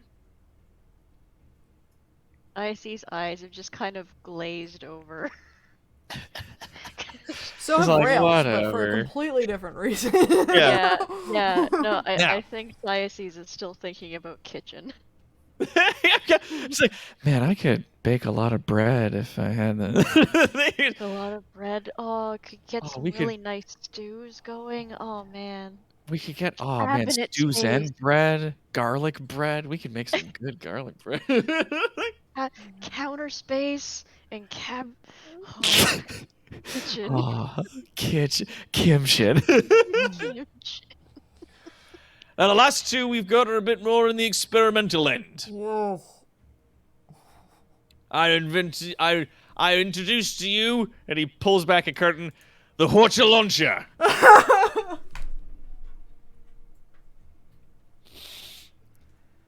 The Horcha that we have here fires a series of black powder-propelled payloads filled with explosives. It is incredibly inaccurate thus far. Oh my god, it's just the nest of bees from Age of Empires 4. Yeah. Keeper twitches an antenna in the way he would raise an eyebrow curiously if he had eyebrows Yeah. or was capable of moving that. The That part of his body. Hellstorm rocket battery, while not entirely accurate and a bit expensive to fire, is certainly a spectacle upon enemies at sea. Most of their ships are going to be made out of combustible materials. These explode into incendiary fire against them. It is, though, expensive, so rounds for these would be relatively limited if we were to bring them aboard. We would also need to be careful, obviously, that the magazine not get ignited at any point. That could be deadly. But yeah, it's a volley weapon. You not necessarily shoot for a specific part, no, so much as just hail explosives on them from a distance. And what's And the last- next one? But certainly not least. And he sort of rounds a corner into a larger chamber to show you a truly fucking ridiculous cannon. Before he says anything, Big ol' fuck off cannon. Yes, it is. Braille stands there looking at this thing for a moment and then reaches down, picks him up, and just hugs him really hard. Grail is like a kid in a candy store right now. Oh, God. Yeah, basically. You pick him up and he's just like, oh, shit! You, like, pull him up into a thing. This is called the Gustav. I put him down. Yeah. It shoots custom payloads, and he points to, next to it, a massive fucking shell. Dex Like- will wander over and measure how big he is to how big the shot is. This and shell wonder- is bigger than dwarves, so it's certainly bigger than you. And he actually brings you, as you were like go over to look at it, he gestures to a framed blueprint for the shells on the wall next to it. It is signed in a name underneath written in Dowie runes that you don't recognize, but whoever it was that designed these was incredibly proud of himself. Who is it? I can read Dowie. You see the name written underneath the shell is written Gesellschaft. Zax is like staring at this thing, like just at the shells, slack-jawed, like barely Yeah. able to comprehend that this is a projectile, and then looking back at the cannon and knowing that this is a projectile, but still not Yeah. wrapping his head around it. Downside of this gun is it can't be aimed. It has to be fixed to the ship in order to fire because it requires that support. The party cannon. That said, the detonative payload on the front of this, when it fires, is something else. If you hit, that's the only shot you're going to need to shoot. But chance of hit is low because the entire ship would need to be arranged in such a way to fire the cannon upon it. 16-inch guns.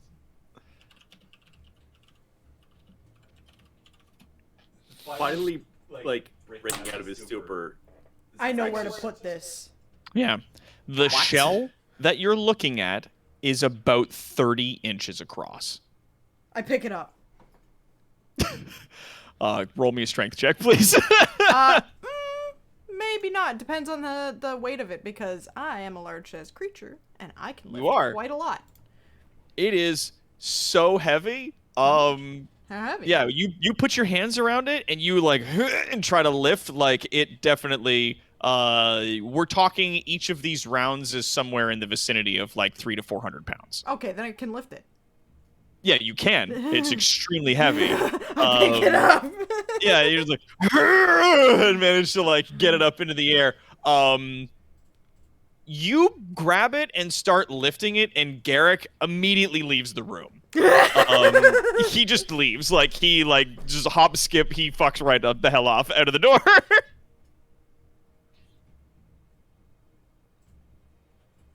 He stands and continues to watch you as you're holding it from like 100 paces from where you are. Zax will like see this, look at Braille, and then like walk towards where Garrick is standing What? to be out of the area. Vrail just looks over at the people backing away. I'm like, what? What's wrong? Put it down gently. Why? Because if you tap it too hard on the front or the back, it'll explode. I put it down gently. Roll me either athletics Oh no. Oh, or no, acrobatics. No, I don't like this. She starts to slowly put it down. Floop just jumps the fuck out of there. Can I help? Can you help? Yeah, I could know summon my what? astral arms. Give me. I will say, Give me I will advantage say, or whatever on the perform roll. the help action so that she may do advantage on this roll. Okay, I'm gonna summon my astral arms and use those because I can carry. I'm a lot stronger with those than I would with my Alright. like regular weak mantis arms. So he helps out. We do it real slowly after everyone else is away. And I have advantage.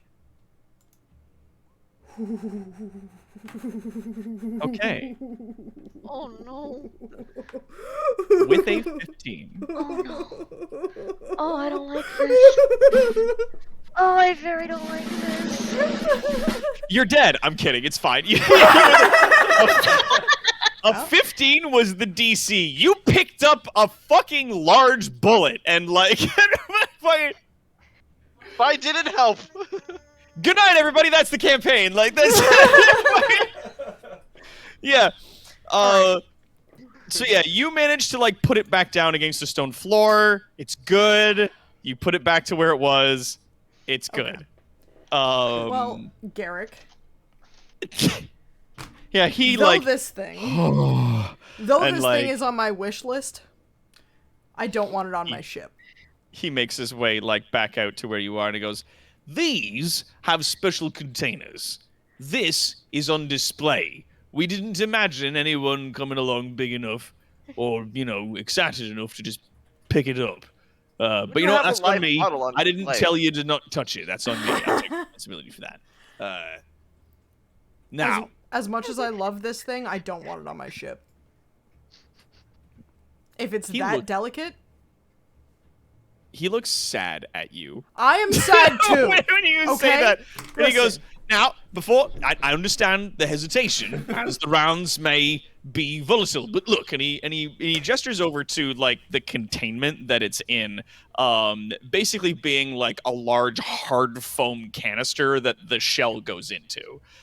When it's not being fired, like basically like a large barrel that it's contained in to make sure that it doesn't get hit or jostled too much. Well then. This is flame retardant foam that it goes into, so that even if the ship catches fire, this isn't going to go off. These are sealed steel canisters. Okay. Well, what about when Please let me needs put to this be cannon loaded? on the ship. Like- Well, that's enough convincing I need. Then Yeah, I have a because- perfect place for it. There's handles on the sides of the canisters here that you pick this up basically when it needs to be loaded and fired. The back of the cannon is opened, the round is taken from the containment into the cannon itself, and then it's closed and sealed and fired from there. if it requires a strong yet delicate and precise hand to handle this ammunition, I can volunteer. I should be able to handle it myself.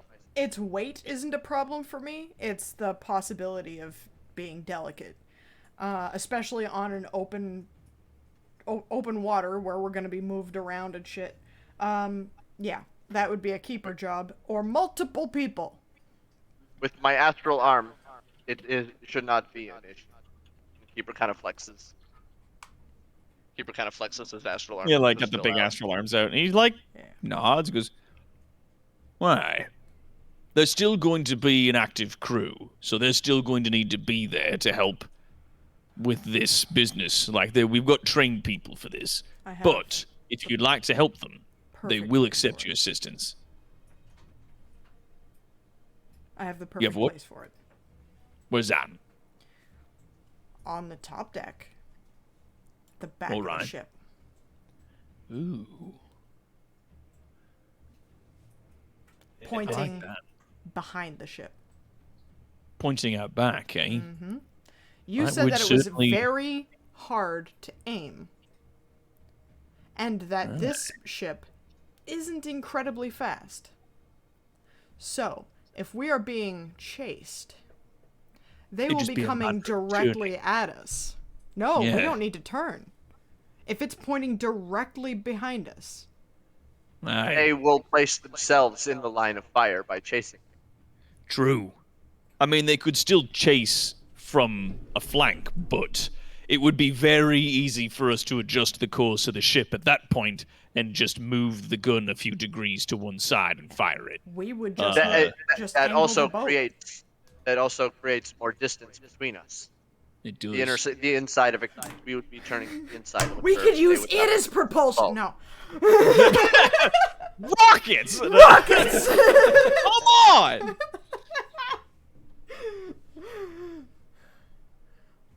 No, Vrail doesn't enlarge- suggest that. Just enlarge Keeper and have him get out behind the Just back swim of the boat and just run. push the it. boat. Yeah, put those arms to use. No. Well, I'll tell you this. It would certainly dissuade anyone from getting behind us or chasing us, as that gun will be visible. Not if we build a small room around it. Oh, we could cover it. And we can make it look like it's a quarters and then put like a little balcony out front of it and then two big doors. And then when we open those doors, bang! We could put doors on We it. could. He's just like, he's kind of like, So if we placed it there, Yeah. and Yeah, then had see, yeah. doors on the bottom. Would it be possible to place it one floor below? If it is too high above the waterline, it might go over our pursuers. I don't Oh no, we think could that that's a build good it in such a idea. way. Because I want, as much as I think it would be a good idea to encase it and make it sturdier and hidden from people, it would also make it closer to the engine. Aye. The So- further down into the ship this is when it goes off, it's going to be a bit of trouble, but having it And on the deck like that. If for some Wouldn't really reason work. those shells go off in containment, Aye. Understood. I don't You want make to a blow good- up the engine. Aye. Small out of character thing. I like how people are like, we need to not make it too big because we don't want to make a war statement, and then you proceed immediately to equip it for war. Introduce the party cannon. That's This why I'm is a saying big move the old room fuck around off it. gun right in the back. Aye. So that's where we'll put that then. Perfect. Now, Also cements the weapon in place as a purely defensive measure, It does. as it would be very difficult to use it in an offensive state. We would have to be moving backwards towards our enemy. Which I don't know if this can do that. It might be able to. Because it's not a sail ship, we might be able to turn on a dime with this boat. You could. With the way the engines are positioned below the water, this ship could turn pretty much right on itself. Could spin on a point in the water if we're not moving. All right, build it. If it is not a threat to anyone who is not chasing. If they leave us alone, then the weapon is useless. It does. It's a very obvious. Don't fuck with us. It's a big gun that says don't. Don't. It's a very big don't. It's a big don't gun. It's a big don't gun. So yeah, they don't bring none. Ain't gonna be none. Yeah. Don't start none, won't be none. Yeah, no. So he takes that into consideration. They go on for that, and they begin construction down at the docks. If you guys are okay with it, I could just sort of move us along to the next bit. Yep. Zach has a little bit of a few things that he wants to do in between helping to build. Okay. So, first off, I know that we're probably taking a little bit of a time to relax after we fought that Yeah. elemental. This all takes place like a day or two after the fight with the elemental. So, in that time, Zex is going to be working on a few more gadgets.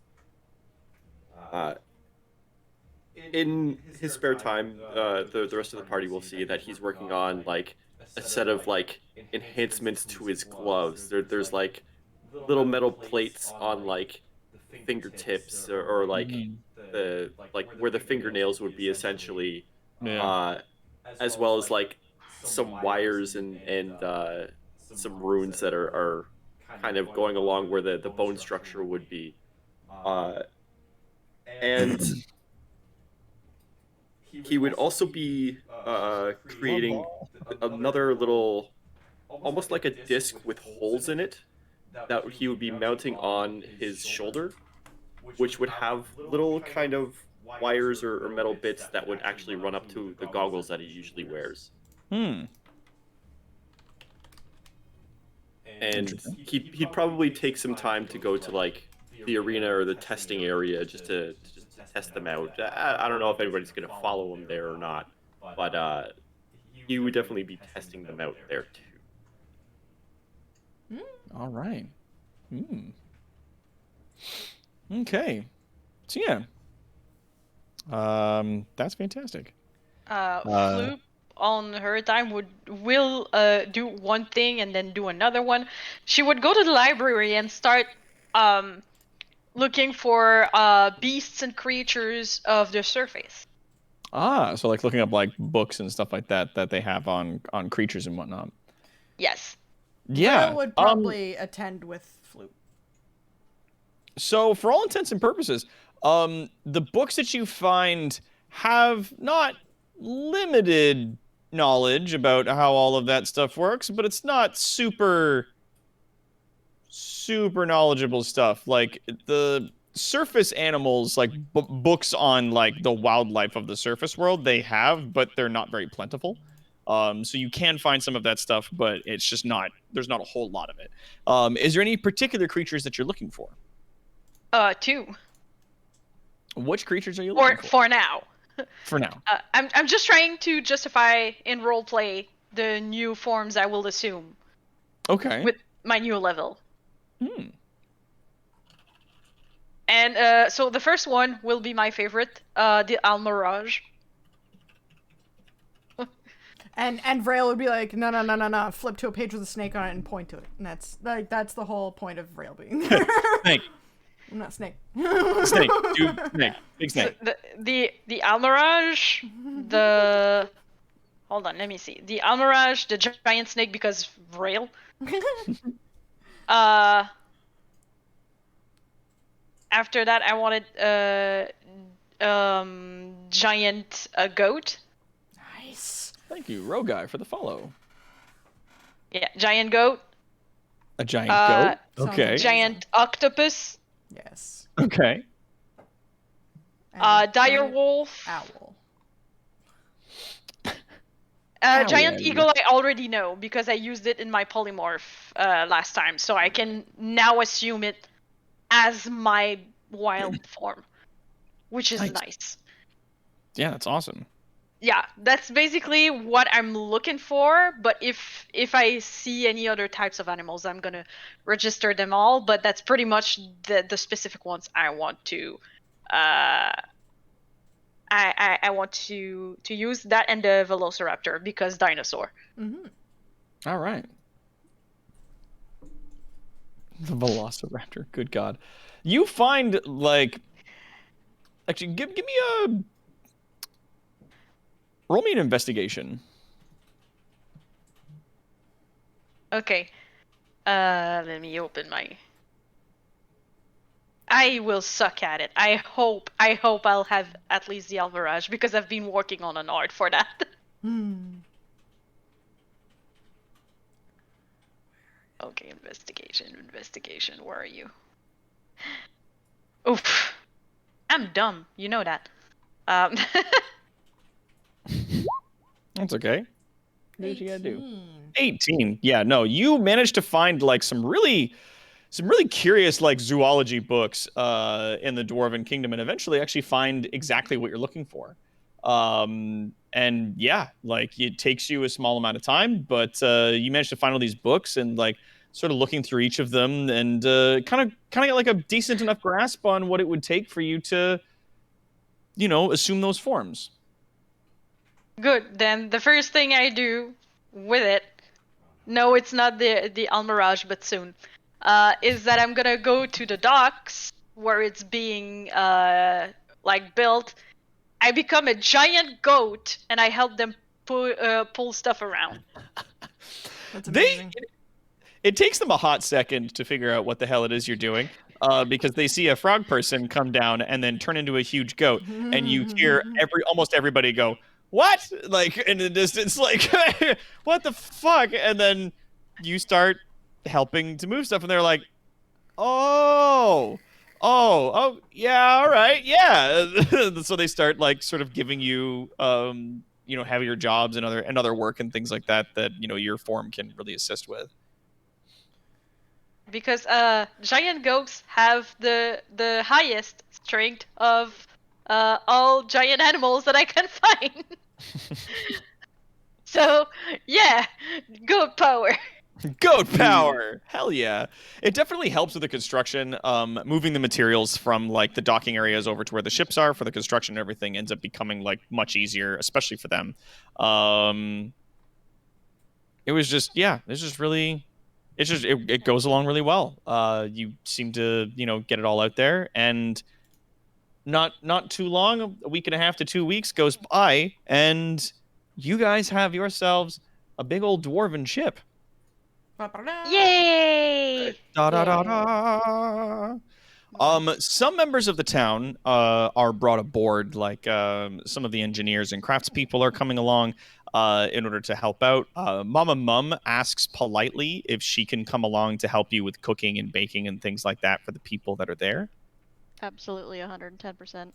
Dope. The the other fellow, Nakrith, who has the bakery across the street, declines to sort of try to meet Mama Mum's challenge in like fighting over who gets to come on the boat, because he's super not fond of water. Much like many dwarves, just not super about it. It's okay. I tell him anyway that it's important that somebody with his skills should be around in town to take care of the people in town as well. So. Vala Ironhide, the blacksmith woman that you went on an unknowing date with, asks if you guys would have need of a smith aboard the ship. Yes. Absolutely. Zach gives All right. a high thumbs up, high for him.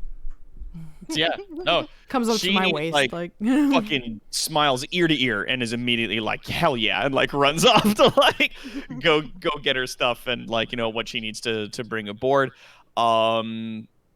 Garrick is going to be coming aboard, mostly to act as like chief engineer aboard the ship and help out with that stuff. A number of others, sort of like you're looking at about a dozen other dwarves come aboard as well that are like a mixture of seafaring people like sailors as well as like engineers and gunners. So people that can work the machinery and whatnot.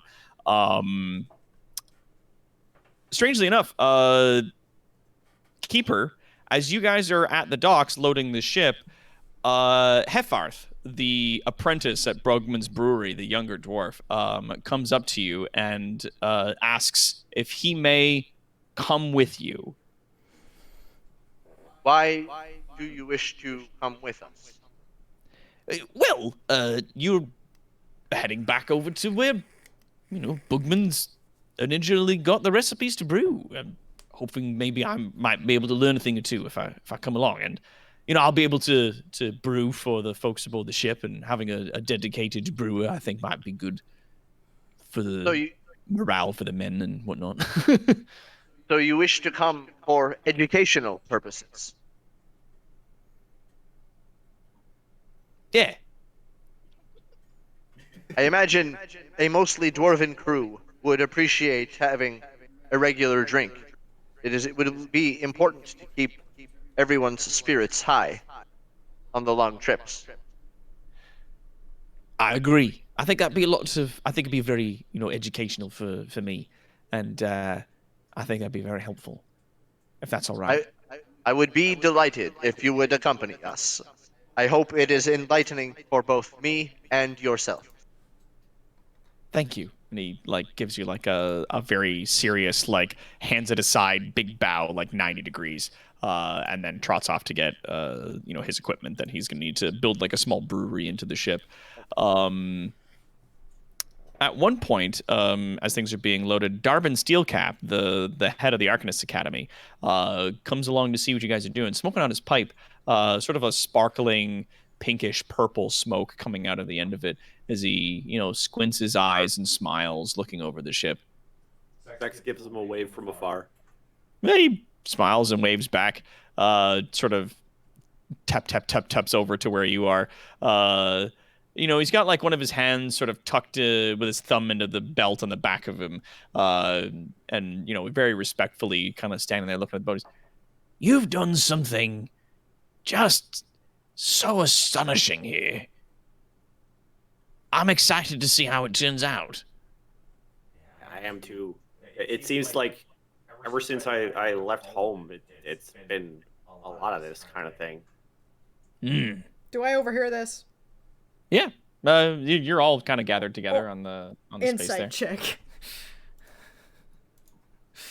Yeah. On who? On the fucking Arcanist.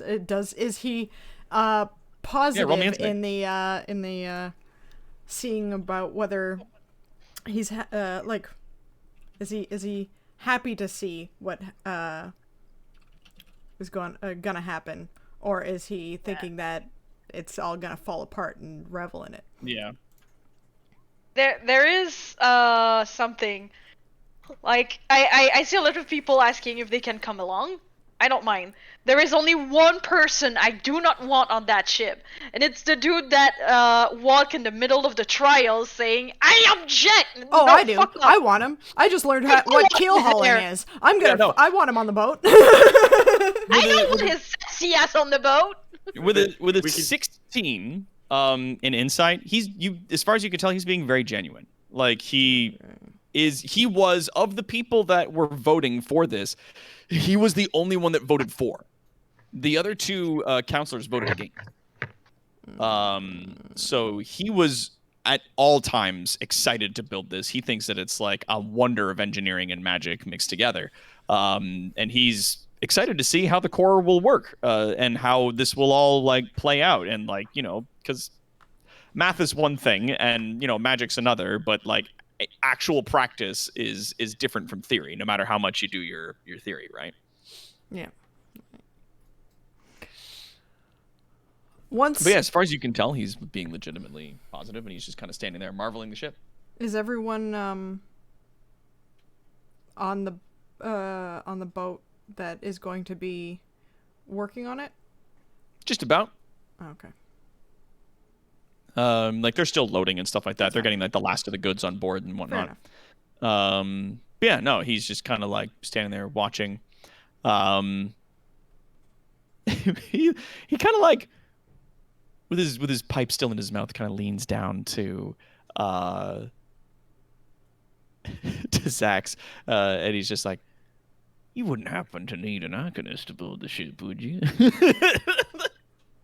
Zax kind of like turns his head with like a grin, and he's like, He's got like a very knowing grandpa look in his face, like, like. "Well, I don't think it would hurt." What can you provide for the ship? He sort of like almost turns with a start to like look up to see Frail standing there, and he goes, "Aye, well, I could offer expertise on maintaining stability of the core if you need it. And you know," and he sort of twiddles his fingers, and you see like there's a sort of a wisp of magic sort of plays in between his fingers a bit. More than a little knowledge of the arcane, should you require any of that sort of thinking on your mission. Fine. Sure, it's not your. And then Zach's like, The second you're like, fine, he's just like, nice, and like, like Nice. Still one hand behind his back, like tucked into his belt, with like, still other hand on his pipe, but like sort of like almost running in that position, like off into the distance. Zach's kind of leans in and kind of nudges him with his elbow and say, "You sure you don't want to stay here and deal with the bureaucrat?" He like mouth open as big as it will go, just goes, "Ah!" and then, like, walks to go get his stuff. Like you definitely get the notion that it's been a long time since he's been on any kind of adventure, and like it's cool sitting around reading books, but bureaucracy has its place, but fuck, Practical application. You're gonna ride on a cool boat powered by magic on the ocean. This is awesome. As he runs off to get his stuff, Zax laughs and heads towards the ship. I go with Zax. Yeah, no. He brings like a collection of books and things like that. There's like a few crates of like reagents and whatnot aboard the ship, and sets himself up in like a small space. And with that, all of the quarters are put together, the crew assembled, and everyone aboard. You guys, at long last, Oh, God. break out to sea. The ship's machinery, slowly but surely, winding and cranking up. There was something I wanted to do before. Oh, what'd you want to do? I wanted to gather everybody together into one room. Well, you're on the ship now. Sorry. Actually, you know what? That's fine. I can On the work deck. with that. Yeah. Yeah. So yeah, the ship does eventually, like, you hear the machinery down below cranking up, and eventually it takes you out of the large cavern in the Dwarven Kingdom, out upon the open sea. You guys are now traveling upon the ocean. Ooh. Hooray! Boat time, boat time, boat time.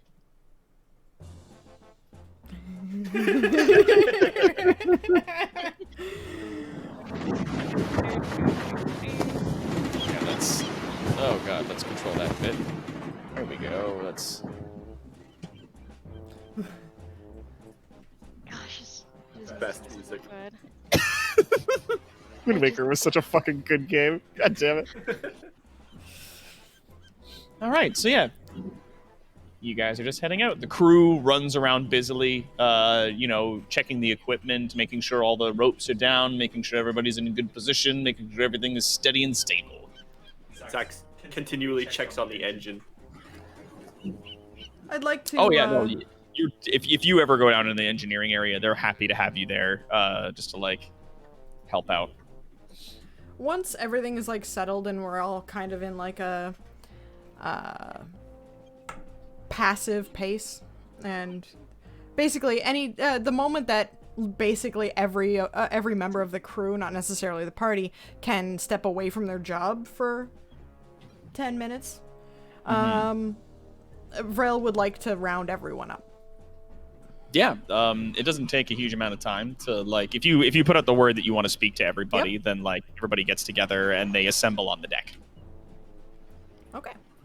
You see in front of you a mixture of dwarves, their faces plastered with either, like, dutiful smiles or, in some cases, a mixture of, like, stern duty and bracing fear for being on a potentially explosive boat in the middle of the ocean. Oh yeah, there are multiple reasons why this boat is heavily explosive.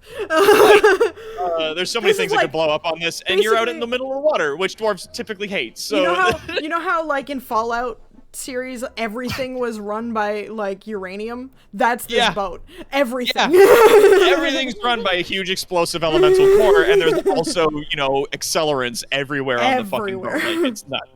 But yeah, everybody's kind of there. Some of the like assembled crew, when they like line up and sort of like in their area of the deck, they're sort of standing at attention. Yeah, come together in an area. So, I would like to ask every one of you, all at once, and I would like you all to answer individually. Are you here to sabotage us or the boat? And I cast Zone of Truth. Oh my god. Oh! Damn. Zone of Truth goes off. I'm just gonna stop the music. There is just a, like, deadly silence that falls over the boat. Zone of Truth, the 15-foot radius sphere centered on a point of your choice within range. Until the spell ends, a creature that enters the area for the first time on a turn starts its own turn and must make a charisma saving throw. On a failed save, the creature can't speak a deliberate lie while in the radius. Whether each creature succeeds or fails on its saving throw, an affected creature is aware of the spell and can thus avoid answering a question to which it would normally respond with a lie. So you basically ask everybody to enter the Zone of Truth one at a time. I cast it on the group of them. Okay. There's more than, like, they're definitely spread out more than a 15-foot radius. But cast it on a circle, then have everybody one at a time step in and answer the question. Answer the question. Okay, absolutely. Then knowing that, Vrail knowing that, blah, blah, blah, blah, seeing it all in front of her, would say that instead. Yeah. And I passively watch everyone. Oh, yeah. Basically, everybody that goes in, like, first up, like, making a line next to the circle is, like, the crew members, like the standard crew. A mixture of men and women. The dwarves immediately, one at a time, enter the space, give you a salute, and say, "I'm not here to destroy this ship or sabotage your mission, ma'am," and then, like, step out, like, very, very dutifully, like, one immediately after the other, like machinery. They enter in and they're good.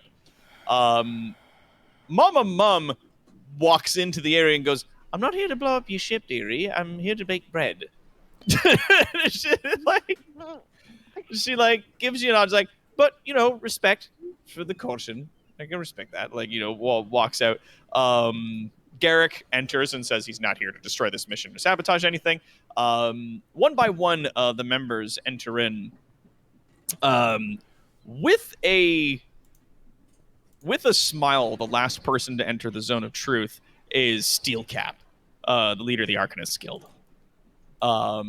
He, before he enters the thing, stops and undoes the cuffs that are around his wrists. You see, as he unaffixes them, there's like a flash of energy that comes off as he removes them and drops them to the deck.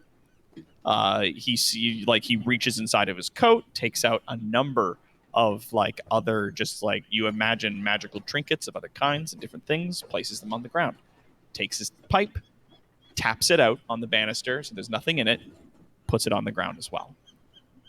With his hands open, he steps into the Zone of Truth. He looks dead at you.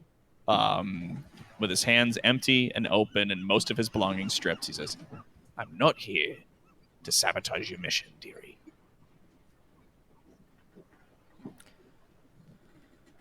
So everyone that passed through it told the truth, and Everybody passed through and said they were not here to cause trouble. Zax does it. He walks in because he's like, we're doing everybody, so I'm going too. Yeah, I'm not here to blow anything up, the ship or other people, unless they start trouble. I step into the zone of truth as it I slither into the zone of truth as it before it fades and say, "I will personally kill anyone who tries." Oh my god. And then I step out of it. Flute would also go through the zone of truth. Like, I am not here to screw anything up. And she looks at Steelcap. I still don't like you though. And she waddles off. Yeah, he's Wow. like nods. He's like, "That's fair." We're all being real honest here, aren't we? So, yeah, Yeah. out of all the crew, It was for the crew. Like it wasn't for Yeah. my party. yeah. When Vrail, when you enter that circle and you turn to the assembled crew and everybody and say that you'll personally kill anybody that tries to fuck over this mission, a little over half of the crew goes, "Yeah!" and fucking cheers. There's a few of them that are very stern and don't really react. But there's a little over half of the crew is fuck yeah. They make some kind of positive energy response to it. Let's fucking go! Let's fucking go! Jumps off the boat. Off the front because somebody overheard Vrail say it was a good Yeah. idea. But yeah, Vrail said it's gonna be fucking awesome if you jumped off the front of the boat. Fucking goddamn it. Yeah. You guys are now at sea. Steelcap manages to gather his personal effects and sort of readorns himself and repacks his pipe and starts smoking again as he's looking over the banister. But you guys are out at the sea. Actually, we can go like this. Bam. So yeah. Yay! Yeah. Aww. Yeah. And at last, because I don't have any pictures of ships at sea because I didn't know which ships you guys would want, and I'll need to fix That's that. fair. But yeah, at last, you guys are out, and I'm just we'll say top deck. We'll just bring us back. Look at all these guns! Look at all these guns! Yeah. Free weapons. Between games, I'll set up the 3 decks and whatnot with all the stuff in it. I'll put in all of the accoutrement and everything. Vrail And we is can gonna- get on there. At some point, Vrail's just gonna pick this up and use it as a Gatling gun. Just I would love to see you try. That thing is so heavy. And the Vrail kick on that when it fires would be insane. But I would be excited for you to make an attempt. Vrail can pick up, without having to do a strength check, up to 450 pounds. Just passively carrying. That's her carry Yeah. weight. Yeah. That gun would probably, I can't say, for sure, but it would easily, with, solid iron in a lot of the spots of it, would be A couple close thousand. to a metric ton. Yeah. You're looking at close to Zax, 1,000. enlarge me. Yeah. Fucking enlarge me. It gets even bigger, picks up gun. Fuck, that would be cool. Fuck, that would be so cool. Ah. If I'm you just need proficiency imagining- to fire steam-assisted crank weapons that the dwarves use, your proficiency is required to fire those, I would say you would need the same to use that effectively. I would allow it if you, spent a feat on figuring out how to use those things. there that are shit would be funny firearms as hell. feats. Oh, there are. And it's for dwarven black powder weaponry, I would say is a feat on its own, and that would be both using the steam-assisted crank gun, black powder rifles, or in this particular case, enlarging yourself to a huge-sized creature and then using a fucking volley gun as a handheld weapon. Unless you're an Monk. artificer. Not monk. Gun monk. Gun monk. That's a gun intended to be shooting at other boats. You're shooting it at a man. A man got shot with this thing. At close range, a man was shot with this gun. You guys are the best. All right. Yeah. I wanted to do something real quick before we leave, but I was away. If we are at the docks, Floop would probably try to see if there's a different type of surface must. At the docks there, you wouldn't find any. Okay. It is surprisingly very clean. Like, they kept that area very bereft. Okay. I'm gonna search on the island. Zax will busy himself during the day in the engine room, but during his free time, he will join his Magister friend and peruse some of the books that he can read, if any are written are in common.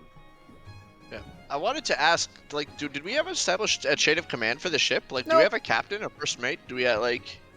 In fact, command of the ship is largely deferred to you guys.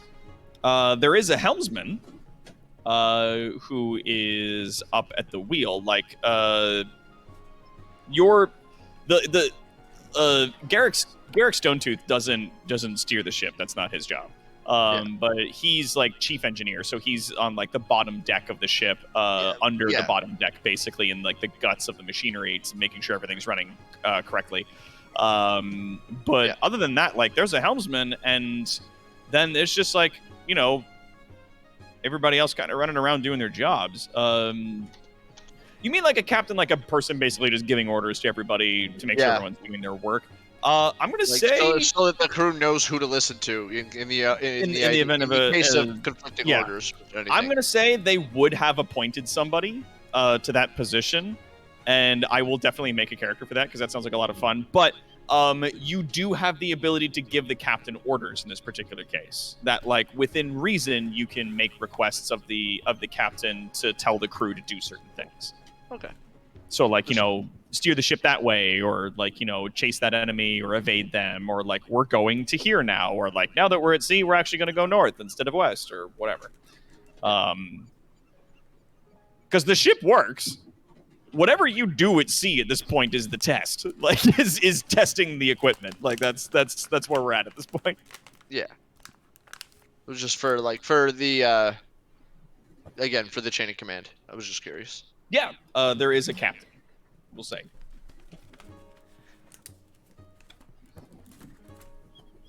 Out of curiosity, any of the books that he did bring, are they in common, or are they all in Dowie? The books? Oh, that Steel Cap brought aboard? Yes. They are all in Dwarven. Like, they're all in the Dowie tongue. There's nothing in common. I'm sorry. Like, he wouldn't keep magic books written in common. That's just not his. That's not how they do. But Zax will be mopey about it, but he'll busy himself with work. Now, at that, when you like ask to see one of his books and he hands it to you and you like look through it and it's all in fucking runes, he offers to teach you the Dowie tongue. Zax will definitely take him up on the offer, like in the downtime when he's not working on the engine. Yeah, Flip would like to follow these courses, even though she doesn't like steel. Sure, yeah. No, he offers to teach Dowie to anybody that wants to learn. Certainly would make a better teacher than Garrick. Frail would want to listen in on that once in a while. Yeah, of course she wants to be able to speak to her crew, or the crew. Yeah, especially in like their native tongue, they really do appreciate that kind of stuff. Yeah, they're very traditional. She understands that, like that kind of thing. Yeah. I think Frail, over the course of whatever, in downtime or whatever, she'd probably spend a lot of her time like just pacing around the ship, like watching everybody work and relaxing in her quarters, relaxing in the sun, and conversationally speaking with the blacksmith about how to augment armor. Mm-hmm. Expressing interest in changing it, making or adding armor to pre-existing armor to make it heavier and bigger. Yeah. They do talk to you like as you're talking to the one actually blacksmith that's aboard your ship, Vala Ironhide. She takes in a lot of the stuff that you're talking about like making armor that can like shift and change depending on the person and like making things sturdier. She actually like takes that information in and shares with you some of the stuff that they use Gromrel for.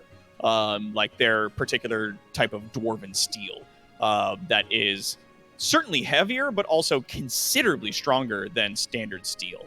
That like it requires a specific like curing and chemical process and whatnot, but that the result is admittedly expensive alloy, but it's so strong. Like, Effectively, and it's heavier than standard steel, but it's just insanely powerful. So like they're like, yeah, the dwarves are stockier and stronger than most races, and so they their highest end armor is made from this stuff. Effectively, what Vrail's trying to get at is try and add to the armor she has to make it full plate. Oh, trying to get like full plate out of your current armor. Yeah. Yeah, no, she talks about how she could absolutely upgrade your current setup to full plate gear. It's just going to take some doing because the armor that you are currently wearing is enchanted and changes when you change. So she did work on some of that stuff with you, creating like the weapon that you have that changes size with you, the sword. So she's familiar with it. But she says that in order to add to your armor with the existing enchantment, she will need to bring steel cap in on this. That's fine. I also don't like it's a passive thing. Like the intention given is like, hey, do you think that's something that is within your power or like within your skill set or within your knowledge with other people? Blah blah blah blah. Is that something that we can work towards? Not necessarily immediately.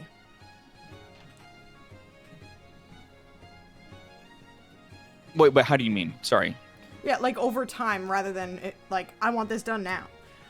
Oh yeah, no, like she's still like she gives you like a time frame on like how long it would take for it to be done, and that like whenever you're ready to give the armor over to her, then she'll start work on it. She's got like a forge set up in that space that also uses like a small conduit from the core of the ship, sort of like some of the powers being diverted into the forge that she uses. So that again like doesn't need to use coal or wood or anything like that. All right. Yeah. And with that, ladies and gentlemen, we're gonna call it a night. That is our game. I was about to do a little something. Floop would go see Cyaces, and she would like to observe how they cook, but she doesn't want to be in the way. So she would turn herself into the tiny Almirage and perch herself on Cyaces' shoulder. Why aren't you a rat under her hat? Because Almirage. Because Almirage. No Ratatouille fans out in the audience. I'm fine. No, I Fine. understand. And I actually drew Don't blame Floop's- me. I actually my drew Ratatouille. Floop's Almirage form, All right, let's see. and I sent it in the A team. Yeah, this pink one. It's so cute. Yes, you know what? I'll bring that up on screen so folks can see it. I want to do a Ratatouille, but he's an assassin. It's Ratatouille. This is it. This is the Almirage. There it is. Oh, Baby. it's baby. So this is the creature that Floop turns into. Yes, and Almirage is basically a unicorn bunny. A unicorn bunny. Yes. Yes. Yeah. Unicorn bunny. Yeah. Unicorn bunny. Anyway, so yeah. It's so Okay. adorable. You turn into a tiny unicorn bunny, which is fucking adorable, with a little rainbow horn. Guys, It's do you not. do It's that? not a rainbow horn. It's a pride horn. It's a pride horn. One of the dwarves on the ship audibly goes, "Aw," when you do that. And so, yes, thank you all so much for coming out to our game. I, of course, have been your hopefully kind of benevolent DM this evening, Connell Macbeth, better known in the geek community as Toronto's greatest supervillain and evil genius, Dr. Tarawat. This is our lovely crew now aboard our ship, which we didn't name. I forgot Not yet. to do that part. We will name Yeah, it. we did. It's Bodie No- McBoatface. No, we Okay. didn't. No. Moving on. It's Ignoring that Concernicus. entirely. Concernicus. All right. The Concernicus is very good. Concernicus is pretty good. Of course, we have our Banshee Bard, Sices Blue Leaf, being played by Cassie D20 Love Chew. Good night, everybody. Thanks for coming out. Love y'all. Be good to each other and be good to yourselves. Ooh. And of course, we've got Spooty Poots playing Envrail Olo, our UNT Abomination Paladin. I love you all. Good night. Yeah. And of course, we've got Casey, the Killing Chick, playing Floop, our Grung Druid. Smus. Wow. And of course, we've got Warden playing Keeper, our Thrycreen Monk. Now we sail among the high seas towards our destination. Who knows what intrepid adventures wait for us? And last but certainly not least, we've got Zax Triar, the Goblin Artificer, played by Shaskar. Why, oh, why didn't I make anything that could, like, make me breathe underwater or walk on water or save me from falling into the water? I told you I can give you the water breathing. Get in the cannon, Zax. Get in the cannon, Zax. You're just like, out at sea already, land fading into the distance, like, okay, where are the life preservers? What's a life preserver?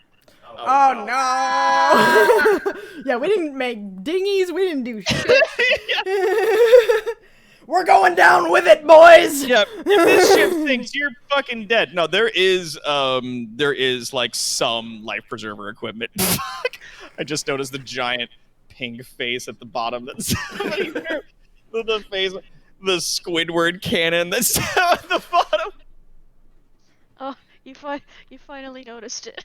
SpongeBob, my rounds are 30 inches across. Anyway.